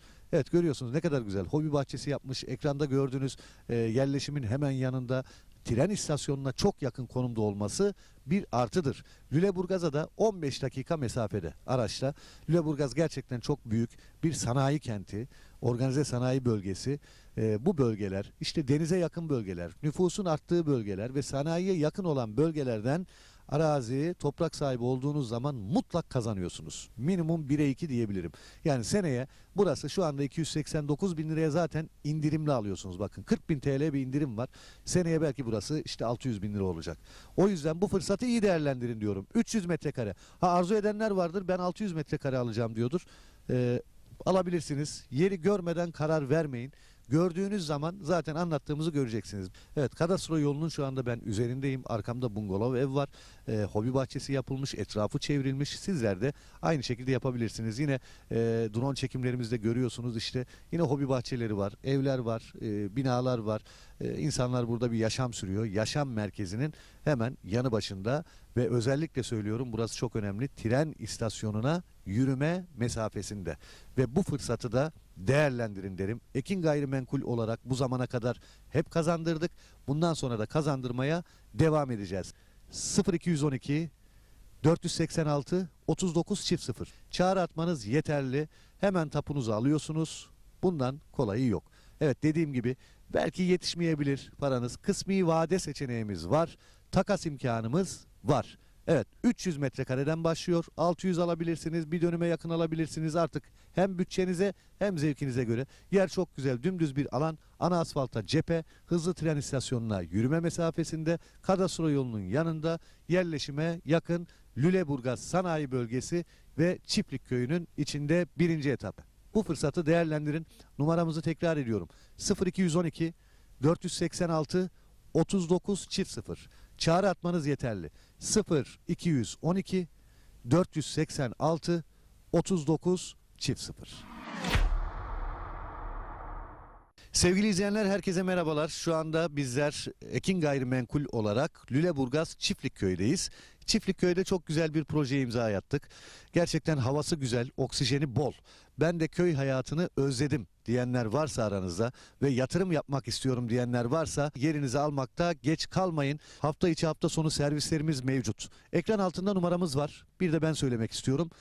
0212 486 3900 0212 486 3900. Kısmi vade seçeneğimiz var. Takas seçeneğimiz var. Arazimiz hemen asfalta cephe. Kadastro yolu var. Evet, gördünüz zaten. Görüntüleri de görüyorsunuz. Hemen arkamızda bungalov ev var. İşte burada şu anda yaşayan var. Hafta sonları geliyor, pikniğini yapıyor ailecek. Gerçekten konum olarak güzel bir bölgede. Bulunduğumuz yerde elektrik yakın ve yine Seyitler tren istasyonu var yürüme mesafesinde. Bu da çok önemli bir ayrıntı. Yani ileride burası faaliyete geçtiği zaman Küçükçekmece'den çıkıyorsunuz hızlı trenle, yarım saatte arazinize kadar geliyorsunuz ve yürüme olarak da maksimum 5 dakika, 1 kilometre bile yok. Tren istasyonu durağına. Bu durakta oradan Babaeski'ye, daha önce satmış olduğumuz yerlere kadar gidebiliyorsunuz. 0212 486 3900 0212 486 3900. Lüleburgaz'ı benim anlatmama gerek yok. Lüleburgaz'ı herkes biliyor. Biliyorsunuz Kırklareli'nin en büyük ilçelerinden birisi, organize sanayi bölgesiyle. Binlerce çalışan var sanayi bölgesinde. Yüzlerce fabrika var. Bu bölgeden yer aldığınız zaman kazanmama şansınız yok. Biz bu zamana kadar yapmış olduğumuz projelerde 1'e 2, 1'e 3, 1'e 5 kazananları biliyoruz. Evet, bütün projelerimiz kazançlı alışveriş. O yüzden sizler de Lüleburgaz Çiftlikköy'den gelin bir parsel sahibi olun. 300 metrekare parsellerimiz, ana asfalta cephe, dümdüz bir yer, yeşil bir alan. Ekranlarda görüyorsunuz zaten. Şok fiyat. Bu fiyatı kaçırmayın. Hafta içi hafta sonu servislerimiz var. Hangi gün müsaitseniz söyleyin, sizi getirelim. Özellikle hafta sonu kalabalık bir şekilde geliyoruz. Sabah kahvaltımızı yapıyoruz. Araçlarımız saat 11'de Beylikdüzü'nden kalkıyor. Beylikdüzü'nden hep birlikte geliyoruz. Arazimizde sunumumuzu yapıyoruz. Arzu edenler beğeniyor. Tapunuzu hemen alıyorsunuz. Önce tapunuzu alıyorsunuz, sonra ödemenizi yapıyorsunuz. Evet, görüyorsunuz ne kadar güzel. Hobi bahçesi yapmış. Ekranda gördüğünüz yerleşimin hemen yanında, tren istasyonuna çok yakın konumda olması bir artıdır. Lüleburgaz'a da 15 dakika mesafede araçla. Lüleburgaz gerçekten çok büyük bir sanayi kenti, organize sanayi bölgesi. Bu bölgeler, işte denize yakın bölgeler, nüfusun arttığı bölgeler ve sanayiye yakın olan bölgelerden arazi, toprak sahibi olduğunuz zaman mutlak kazanıyorsunuz. Minimum 1'e 2 diyebilirim. Yani seneye burası şu anda 289 bin liraya zaten indirimli alıyorsunuz. Bakın 40 bin TL bir indirim var. Seneye belki burası işte 600 bin lira olacak. O yüzden bu fırsatı iyi değerlendirin diyorum. 300 metrekare. Arzu edenler vardır, ben 600 metrekare alacağım diyordur. Alabilirsiniz. Yeri görmeden karar vermeyin. Gördüğünüz zaman zaten anlattığımızı göreceksiniz. Evet, kadastro yolunun şu anda ben üzerindeyim. Arkamda bungalov ev var. Hobi bahçesi yapılmış, etrafı çevrilmiş. Sizler de aynı şekilde yapabilirsiniz. Yine drone çekimlerimizde görüyorsunuz işte. Yine hobi bahçeleri var, evler var, binalar var. İnsanlar burada bir yaşam sürüyor. Yaşam merkezinin hemen yanı başında ve özellikle söylüyorum, burası çok önemli. Tren istasyonuna yürüme mesafesinde ve bu fırsatı da değerlendirin derim. Ekin Gayrimenkul olarak bu zamana kadar hep kazandırdık. Bundan sonra da kazandırmaya devam edeceğiz. 0212 486 3900. Çağrı atmanız yeterli. Hemen tapunuzu alıyorsunuz. Bundan kolayı yok. Evet, dediğim gibi belki yetişmeyebilir paranız. Kısmi vade seçeneğimiz var. Takas imkanımız var. Evet, 300 metrekareden başlıyor. 600 alabilirsiniz, bir dönüme yakın alabilirsiniz artık. Hem bütçenize hem zevkinize göre. Yer çok güzel, dümdüz bir alan. Ana asfalta cephe, hızlı tren istasyonuna yürüme mesafesinde, kadastro yolunun yanında, yerleşime yakın Lüleburgaz Sanayi Bölgesi ve Çiftlikköy'ünün içinde 1. etap. Bu fırsatı değerlendirin. Numaramızı tekrar ediyorum. 0212 486 3900. Çağrı atmanız yeterli. 0212 486 3900.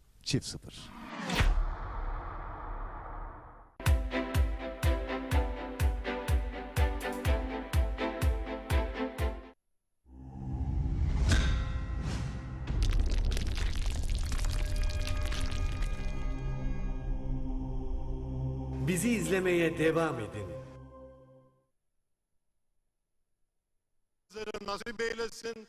Yeryüzünde Müslümanların kurtuluşunu, yeryüzünde Müslümanların uyanışına vesile olmasını diliyorum. Bütün bu çalışmaların beni davet eden başta Selahattin Özgünüz hocama ve Zehra Ana Derneğimizin değerli yöneticilerine hepsine teşekkür ediyorum. Hepinize Allah'a emanet ediyorum. Esselamu Aleyküm.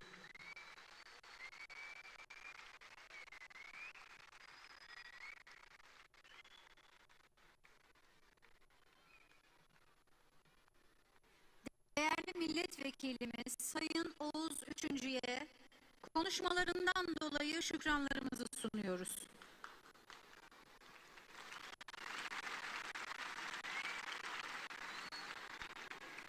Taha'nın esrarısın, Fatıma'tüz Zehra'sın, nurusun Rabbena'nın, sen İsmet-i Kübra'sın.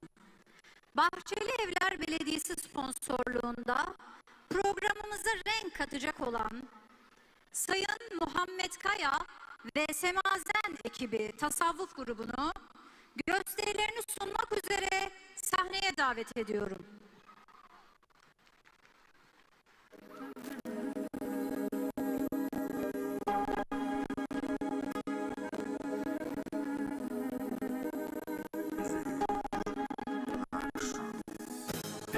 Ahveyle Huda hürmet Zehra'ya göre bize lütfeyle Huda İzzet Zehra'ya göre bizi ahveyle Huda hürmet Zehra'ya göre bize lütfeyle Huda İzzet Zehra'ya göre.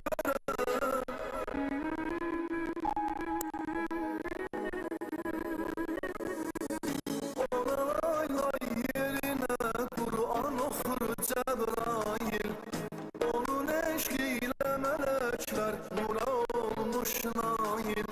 Peygamberin kapısında utandı Ezrail. 3 kerem döndü geri İsmet Zehra'ya göre. Peygamberin kapısında utandı Ezrail. 3 kerem döndü geri İsmet Zehra'ya göre.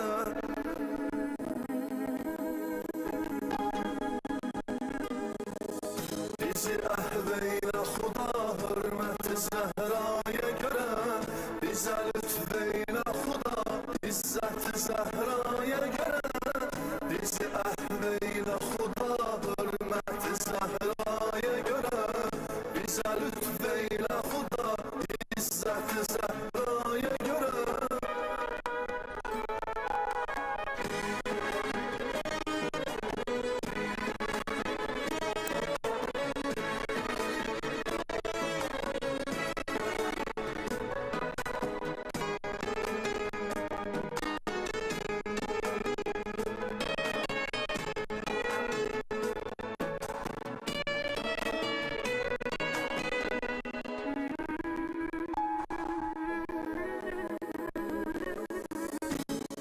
İsmet ve hayan mülküne lahan.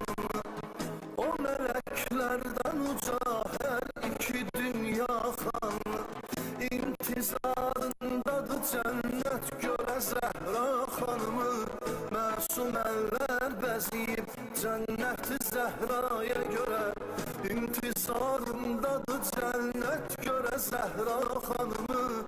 Masum eller beziyip cennet Zehra'ya göre.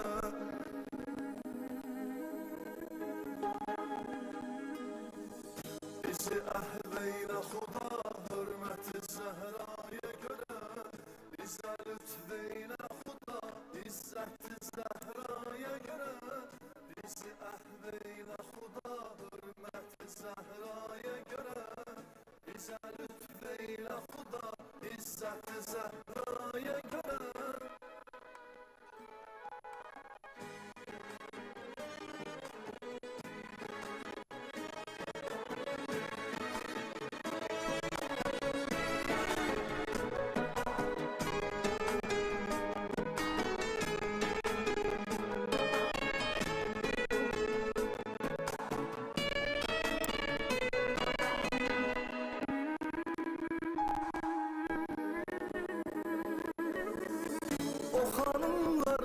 Hanımı pak Betüldür ləqəbi Həzəri Məryəmi heyrətə qoyubdur ədəbi Dedi Peyğəmbər Əli odur səbəblər səbəbi Bizi xəlq etdi Xuda hikmət-i Zəhraya görə Dedi Peyğəmbər Əli odur səbəblər səbəbi Bizi xəlq etdi Xuda hikmət-i Zəhraya görə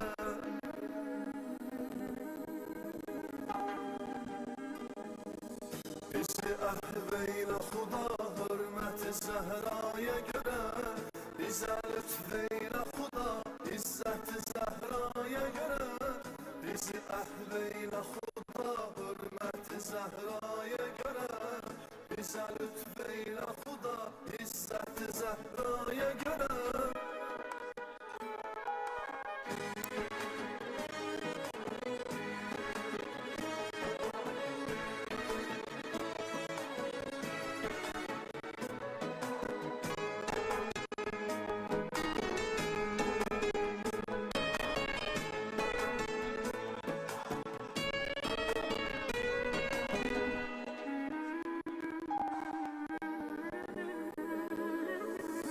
Ona yox hökmü ədalətdə bərabər birisi Ona 313 qurban olar hər birisi Deyirlər gəlməlidir Yusifə bənzər birisi Sühurun təcil elə Həzrət-i Zəhraya görə Deyirlər gəlməlidir Yusifə bənzər birisi Sühurun təcil elə Həzrət-i Zəhraya görə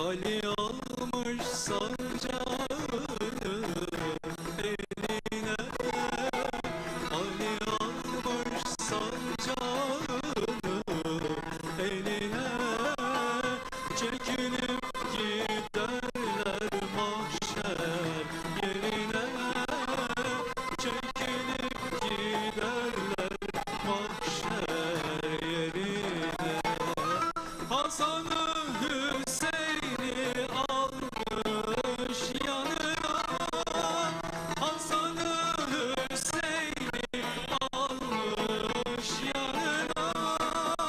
Ahmet'im niye ağlar Muhammed, Allahümme salli ala Muhammed. Ahmet'im niye ağlar Muhammed, Allahümme salli ala Muhammed.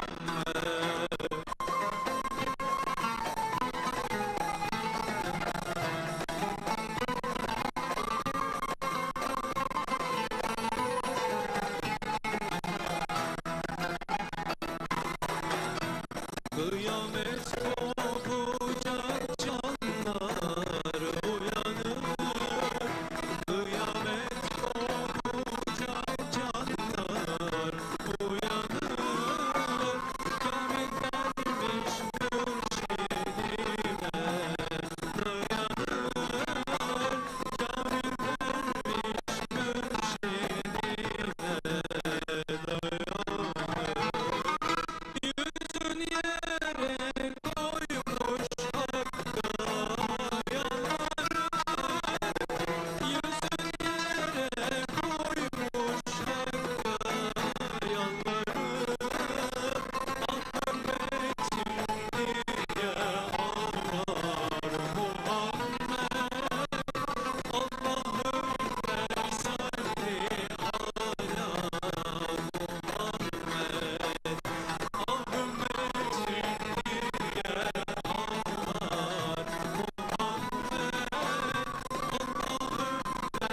salli ala Muhammed.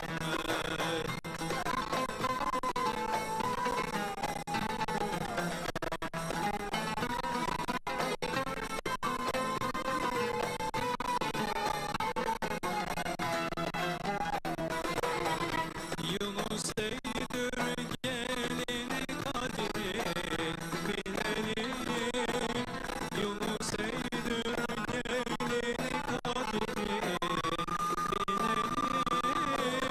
Fırsat elde iken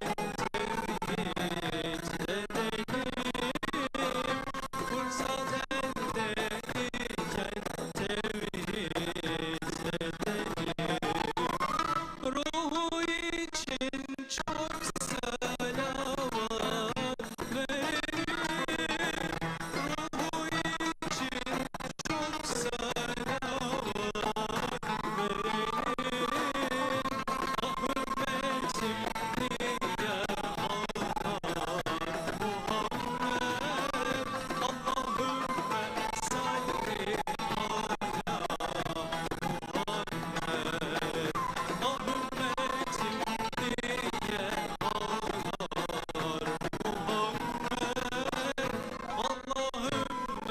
salli ala Muhammed. Ahmet'im niye ağlar Muhammed, Allahümme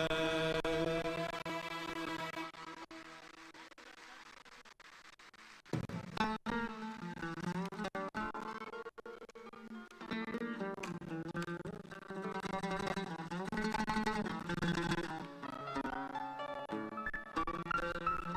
ala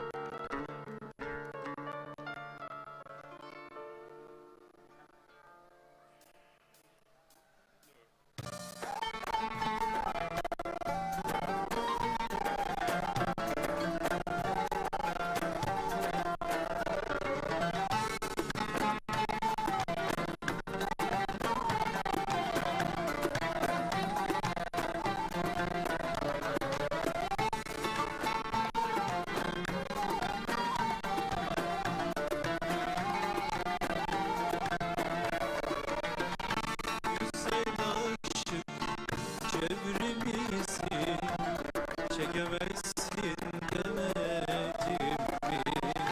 Bu bir rıza lokmasıdır, yiyemezsin demedim mi? Güzel aşık çevremizi çekemezsin demedim mi?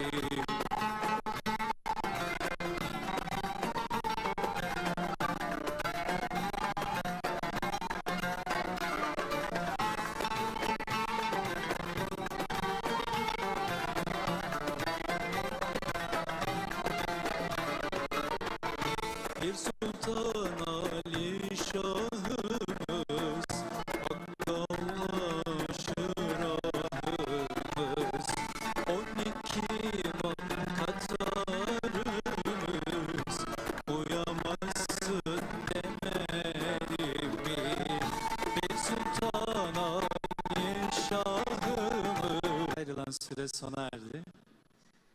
Kıymetli protokoldeki hazirunu sevgi, saygı, muhabbetle selamlıyorum.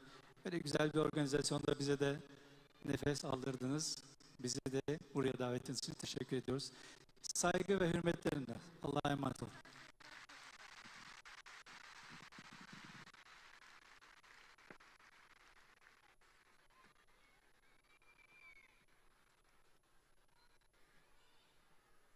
Sayın Muhammed Kaya ve Semazen ekibi tasavvuf grubuna performanslarından dolayı çok teşekkür ediyoruz.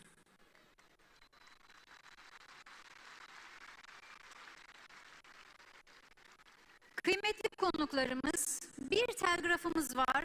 Müsaadenizle sizlerle paylaşıyorum. Sayın Türkiye Caferileri Lideri Selahattin Özgündüz, Sayın Zehra Ana Derneği Başkanı Meftune Atam, değerli davetlerinizi almış bulunmaktayım. Ancak daha önceden programlanmış olan şehir dışı ziyaretim sebebiyle davetinize icabet edemediğim için üzgünüm. Peygamberimizin ciğerparesi, nur didesi, Hazreti Fatıma'nın bu kutlu doğumlarını ve Dünya Müslüman Kadınlar Günü'nü kutlarım. Salonda bulunan kadınlarımızın Dünya Müslüman Kadınlar Günü'nü kutlarım. Bağcılar Belediye Başkanı Sayın Abdullah Özdemir. Kendilerine teşekkür ediyoruz.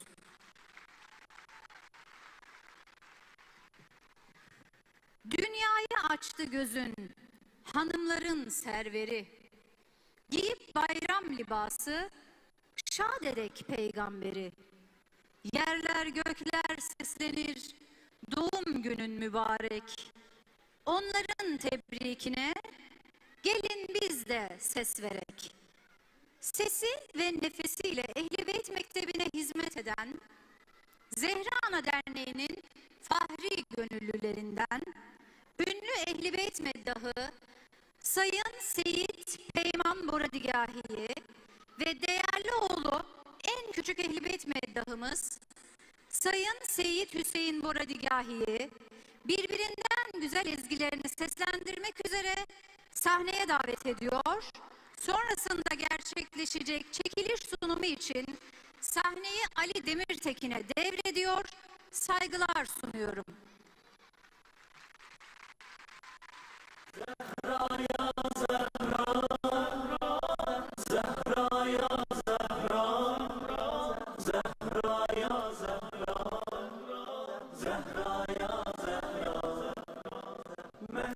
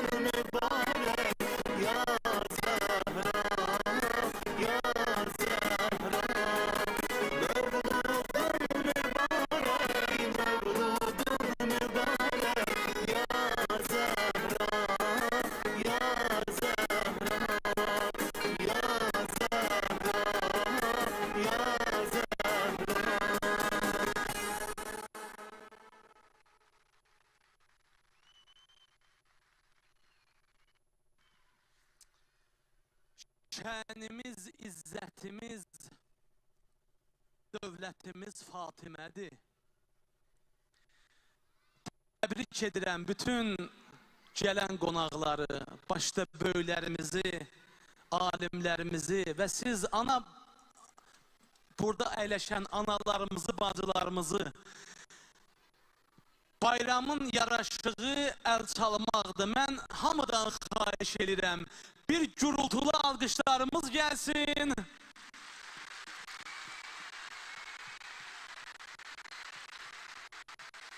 Şənimiz, izzətimiz, dövlətimiz Fatimədir. Bilsin aləm bunu, heysiyyətimiz kimdir? Yorulmuşsunuz. Şənimiz, izzətimiz, dövlətimiz.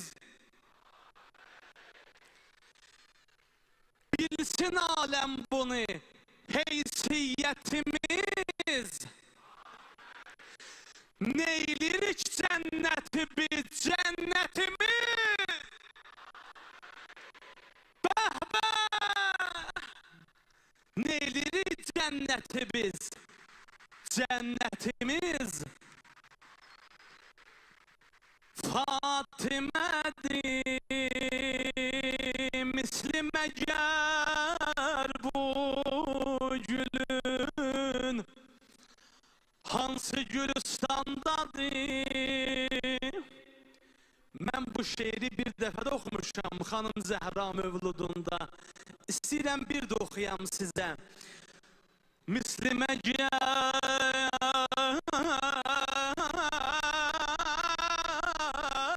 bu gülün hansı Gülüstandadır? Sure-i Kevser'di bu ayesi Kur'an'dadır. Zat-ı Cehim Mekke'dir,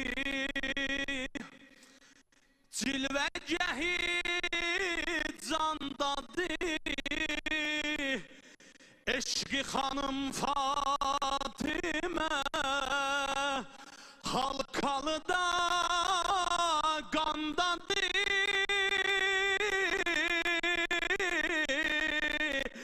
Türkiye'de Fatime sevgisi her yandadır.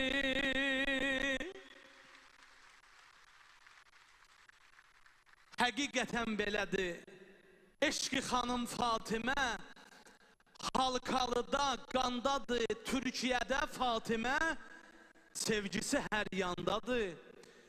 Qoy bir söz də deyim sizə. Ay xanım Zəhranın məclisinə gələnlər, kim deyir yoxdur xanım Fatimənin məqbərəsi? Kim deyir yoxdur xanım Fatimənin məqbərəsi? O gözəl məqbərənin vardı gözəl mənzərəsi. Xanımı dəfn eləyib qəlbi sevənlərdə Əli, aşıqın qəlbidir Zəhra anamın məqbərəsi. Aşıqın qəlbidir Zəhra anamın məqbərəsi. Seyyid Hüseyin, hazırsan bir gözəl ilahı oxuyaq? Oxuyaq, ya Allah. Güller açdı çəməndə, nərgiz gül yasəməndə, sən dünyaya gələndə, Zəhra, Zəhra, ya Zəhra.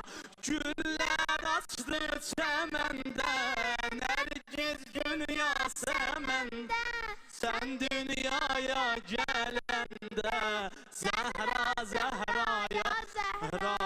Zəhra, Zəhra, ya Zəhra. Zəhra, Zəhra, ya Zəhra. Zəhra, Zəhra, ya Zəhra. Zəhra. Siz də deyin, Zəhra, Zəhra, ya Zəhra. Bayramımız mübarək olsun. Bundan da güzel diyebilirsiniz. Hamı desin Zehra, Zehra ya Zehra. Zehra, Zehra ya Zehra, Zehra. Zehra güller açtı çemende, Nergis gül Yasemen'de. Sen dünyaya gelende Zehra, Zehra ya Zehra, Zehra, Zehra ya Zehra, Zehra, Zehra ya Zehra, Zehra, Zehra. Zehra, Zehra ya Zehra. Köyler nura gerg oldu, yerler sevinçle doldu. Sen dünyaya gelende Zehra, Zehra ya Zehra.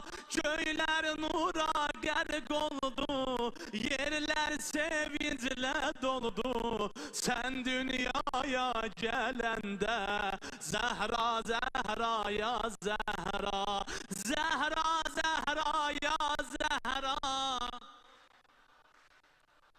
Ha kurban olum, yorulmayak.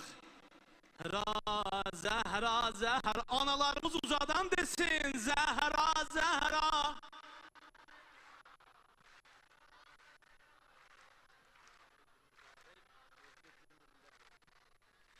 Zehra, Zehra ya Zehra. Mübarektir mübarek, Mevlud günün mübarek. Aziz ana bacılar, bayramınız mübarek. Mübarektir mübarek, Mevlud günün mübarek. Aziz ana bacılar,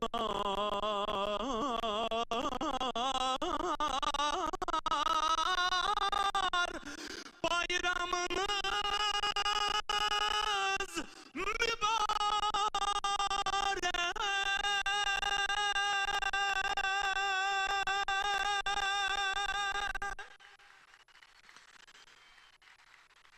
El çalan elleriniz var olsun. Bayramınız mübarek ve sonuncu ifamız gelsin.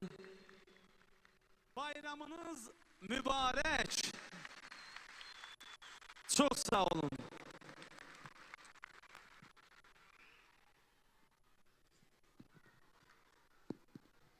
Evet, kıymetli seyitlerimize, iki güzel seyidimize çok teşekkür ediyoruz. Güçlü alkışlarla uğurluyoruz. Görüşeceğiz inşallah. Bu güzel sesleriyle ve bu güzel performanslarıyla günümüze bir güzellik kattılar. Tekrar çok teşekkür ediyoruz ve çekiliş bölümüne geçiyoruz.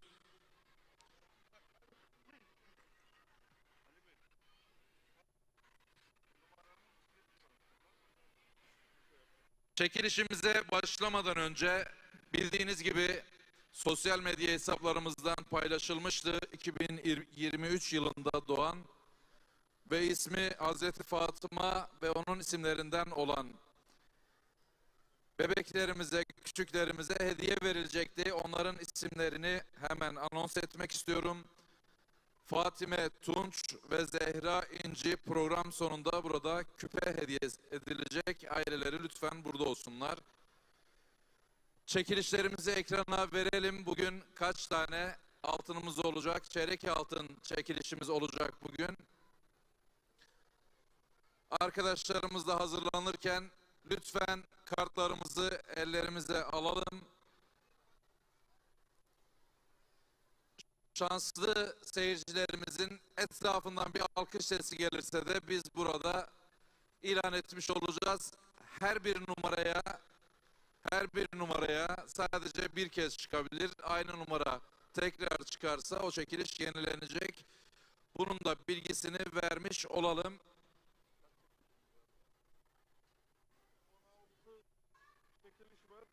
14 tane çeyrek altın, 2 tane gram altın çekilişimiz olacak. Önce gram altınları çekeceğiz. 2 tane gram altınımız var. Arkadaşlarımızdan hemen rica edelim, topları çekelim. Bakalım ilk gram altını kime hediye edeceğiz? Çekelim.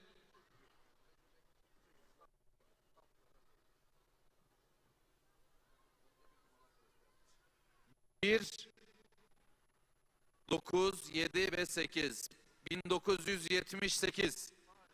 1978 hemen ekranda da gördüğünüz üzere ekranın sağ tarafında 1970 burada mı? Burada mı? Son kez soracağım. 1978 burada mı? Değil, yeniden çekiyoruz hemen. 1978 burada, tamam. Programın sonunda gelip buradan hediyelerinizi takdim alabilirsiniz. 1978 ilk çekilişimizdi. Buradaydı misafirimiz. İkinci çekilişimiz 4, 5, 6, 1. 45-61. Burada mı? 45-61. Lütfen hızlıca kontrol edelim. Burada sağ tarafta bir işaret var ama var mı? Var, evet. Burada 45-61 de burada. Hemen yeniden çekiyoruz.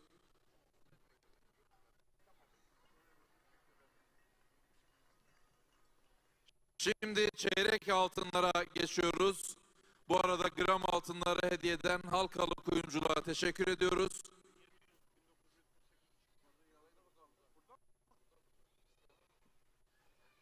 Evet, gram altınları, çeyrek altınları da hediye eden Muhammed Tuncay kardeşimize çok teşekkür ediyoruz.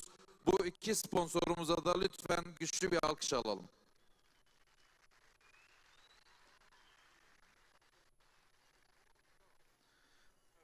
Evet, üçüncü çekilişimiz bir çeyrek altın. 1, 3, 9, 2. 1392 burada mı? 1392. Lütfen hızlıca kontrol edelim. Evet, o taraftan sanki bir işaret geldi mi? Geldi mi? Evet, geldi. Bugün güzel çekilişlerimiz, hep burada kartları alan misafirlerimiz. Bu arada bu akşam Zeynebiye Camii'nde Mesih'ten Mehdi'ye yılbaşı programını tekrar hatırlatmış olalım. Hem bayanlar hem erkekler katılabilir. Güzel programlar olacak. Kur'an-ı Kerim, sohbet, grup aktifin tiyatro gösterisi, sinevizyon ve sürpriz hediyeler, şiirlerle güzel bir yılbaşı programı olacak. 2087. 2087. Evet, alkış sesi geldi. Hemen yeni çekilişimize geçelim. 2087'de buradaydı. Akşam Zeynebiye Camii'ndeki yılbaşı programını unutmayalım. İnşallah güzel bir program olacak. Evet, 59-35. 59-35 burada mı? 59-35 üçüncü çeyrek altın çekilişimiz burada mı acaba? Yok, yeniden çekiyoruz.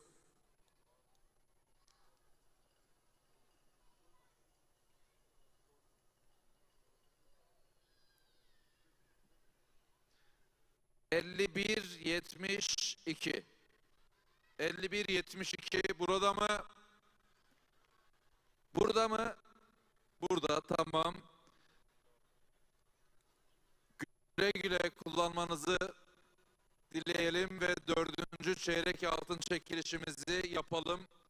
Bu altıncı çekilişimiz 5-1-3-1. 51-31. Burada mı 51-31? Bir yerden alkış sesi duydum. Ama göremiyorum. Var mı? Yukarı tarafta mı? Evet, burada. Evet, hayırlı olsun efendim. Diğer çekilişimize geçelim. 5. çeyrek altın. Lütfen program sonunda bu şanslı numaralar burada masaya gelerek hediyelerini alsınlar. 16-45. 16.45. Burada mı? Burada, evet 16.45'te burada. Hayırlı olsun. Hemen 6. çekilişimizi, 6. çeyrek altın çekilişimizi yapıyoruz.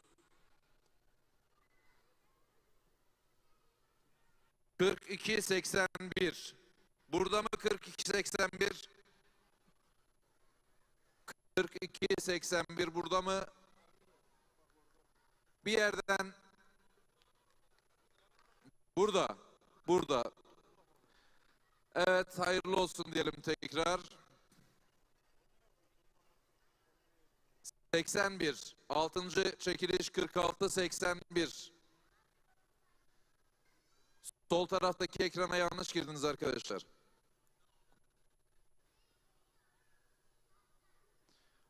Bana göster. 14.77. Burada mı? 14.77. Burada. Hayırlı olsun. Evet, 8. çeyrek altın çekilişimiz.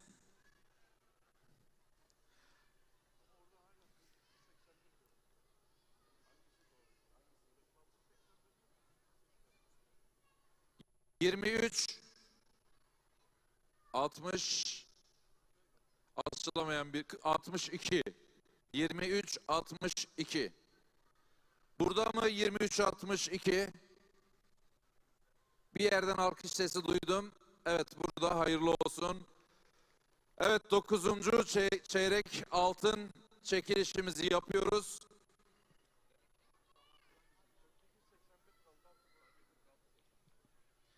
...25-74. 25-74 burada mı? Burada galiba bir yerden alkış sesi duydum. Burada mı? 25-74. Evet, burada hayırlı olsun. Bugün çok şükür boş geçmedik. Hızlıca çekilişlerimiz yapıldı. Hem de burada olan izleyicilerimiz çeyrek altınlarını alacaklar. 51-02. 51-02. Bir yerden düzenli bir alkış sesi geliyor herhalde. Evet, buradaymış. Hayırlı olsun efendim. 11. çeyrek altın çekilişimiz, toplamda 13. çekilişimiz olacak. 56-50. 56-50 burada mı? 56-50. Burada mı? 56-50. Son kez soruyorum. 56-50. Burada değiller. Yeniden çekiyoruz.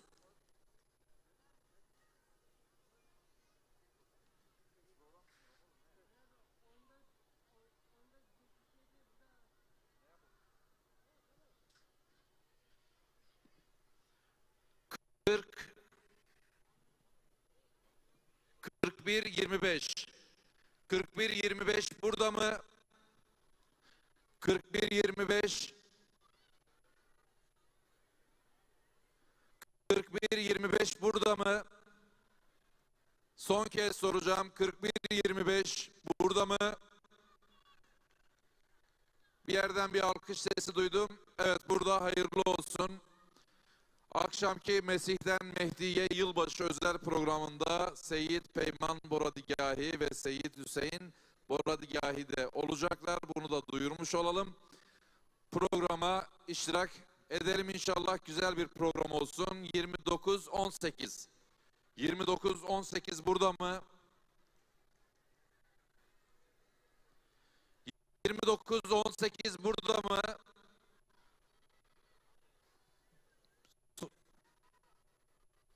Son kez 29-18 burada. Hayırlı olsun. Evet, 13. çekilişimiz, son 2 çekilişimiz olacak.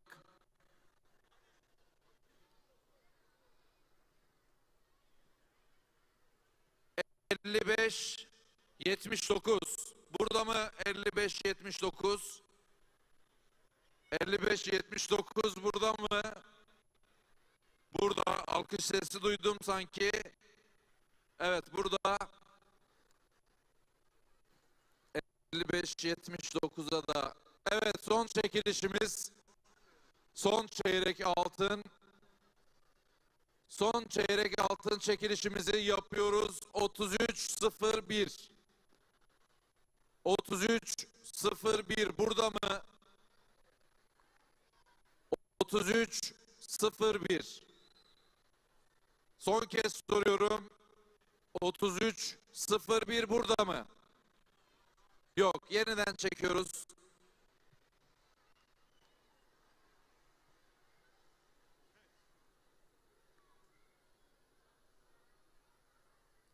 ...21.60. 21.60 burada mı? 21.60 numaralı bilet sahibi burada mı acaba? Yok diyoruz. Tekrar çekim yapacağız. Çekiliş burada mı? 21.60 doğru mu? Burada, evet, onu da bitirmiş olduk. Evet, sponsorlarımıza Halkalı Kuyumculuk ve Muhammed Tuncay'a çok teşekkür ediyoruz bu güzel katkılarından dolayı. Lütfen bilet sahiplerini sahneye alalım. Sponsorlarımıza tekrar teşekkür ediyoruz. Bütün programın yapımında emeği geçen herkese çok teşekkür ediyoruz ve sizlere katılımınızdan ötürü teşekkür ediyoruz. Bayramınız kutlu olsun. Dünya Müslüman Kadınlar Gününüz kutlu olsun. Hepiniz Allah'a emanet olun.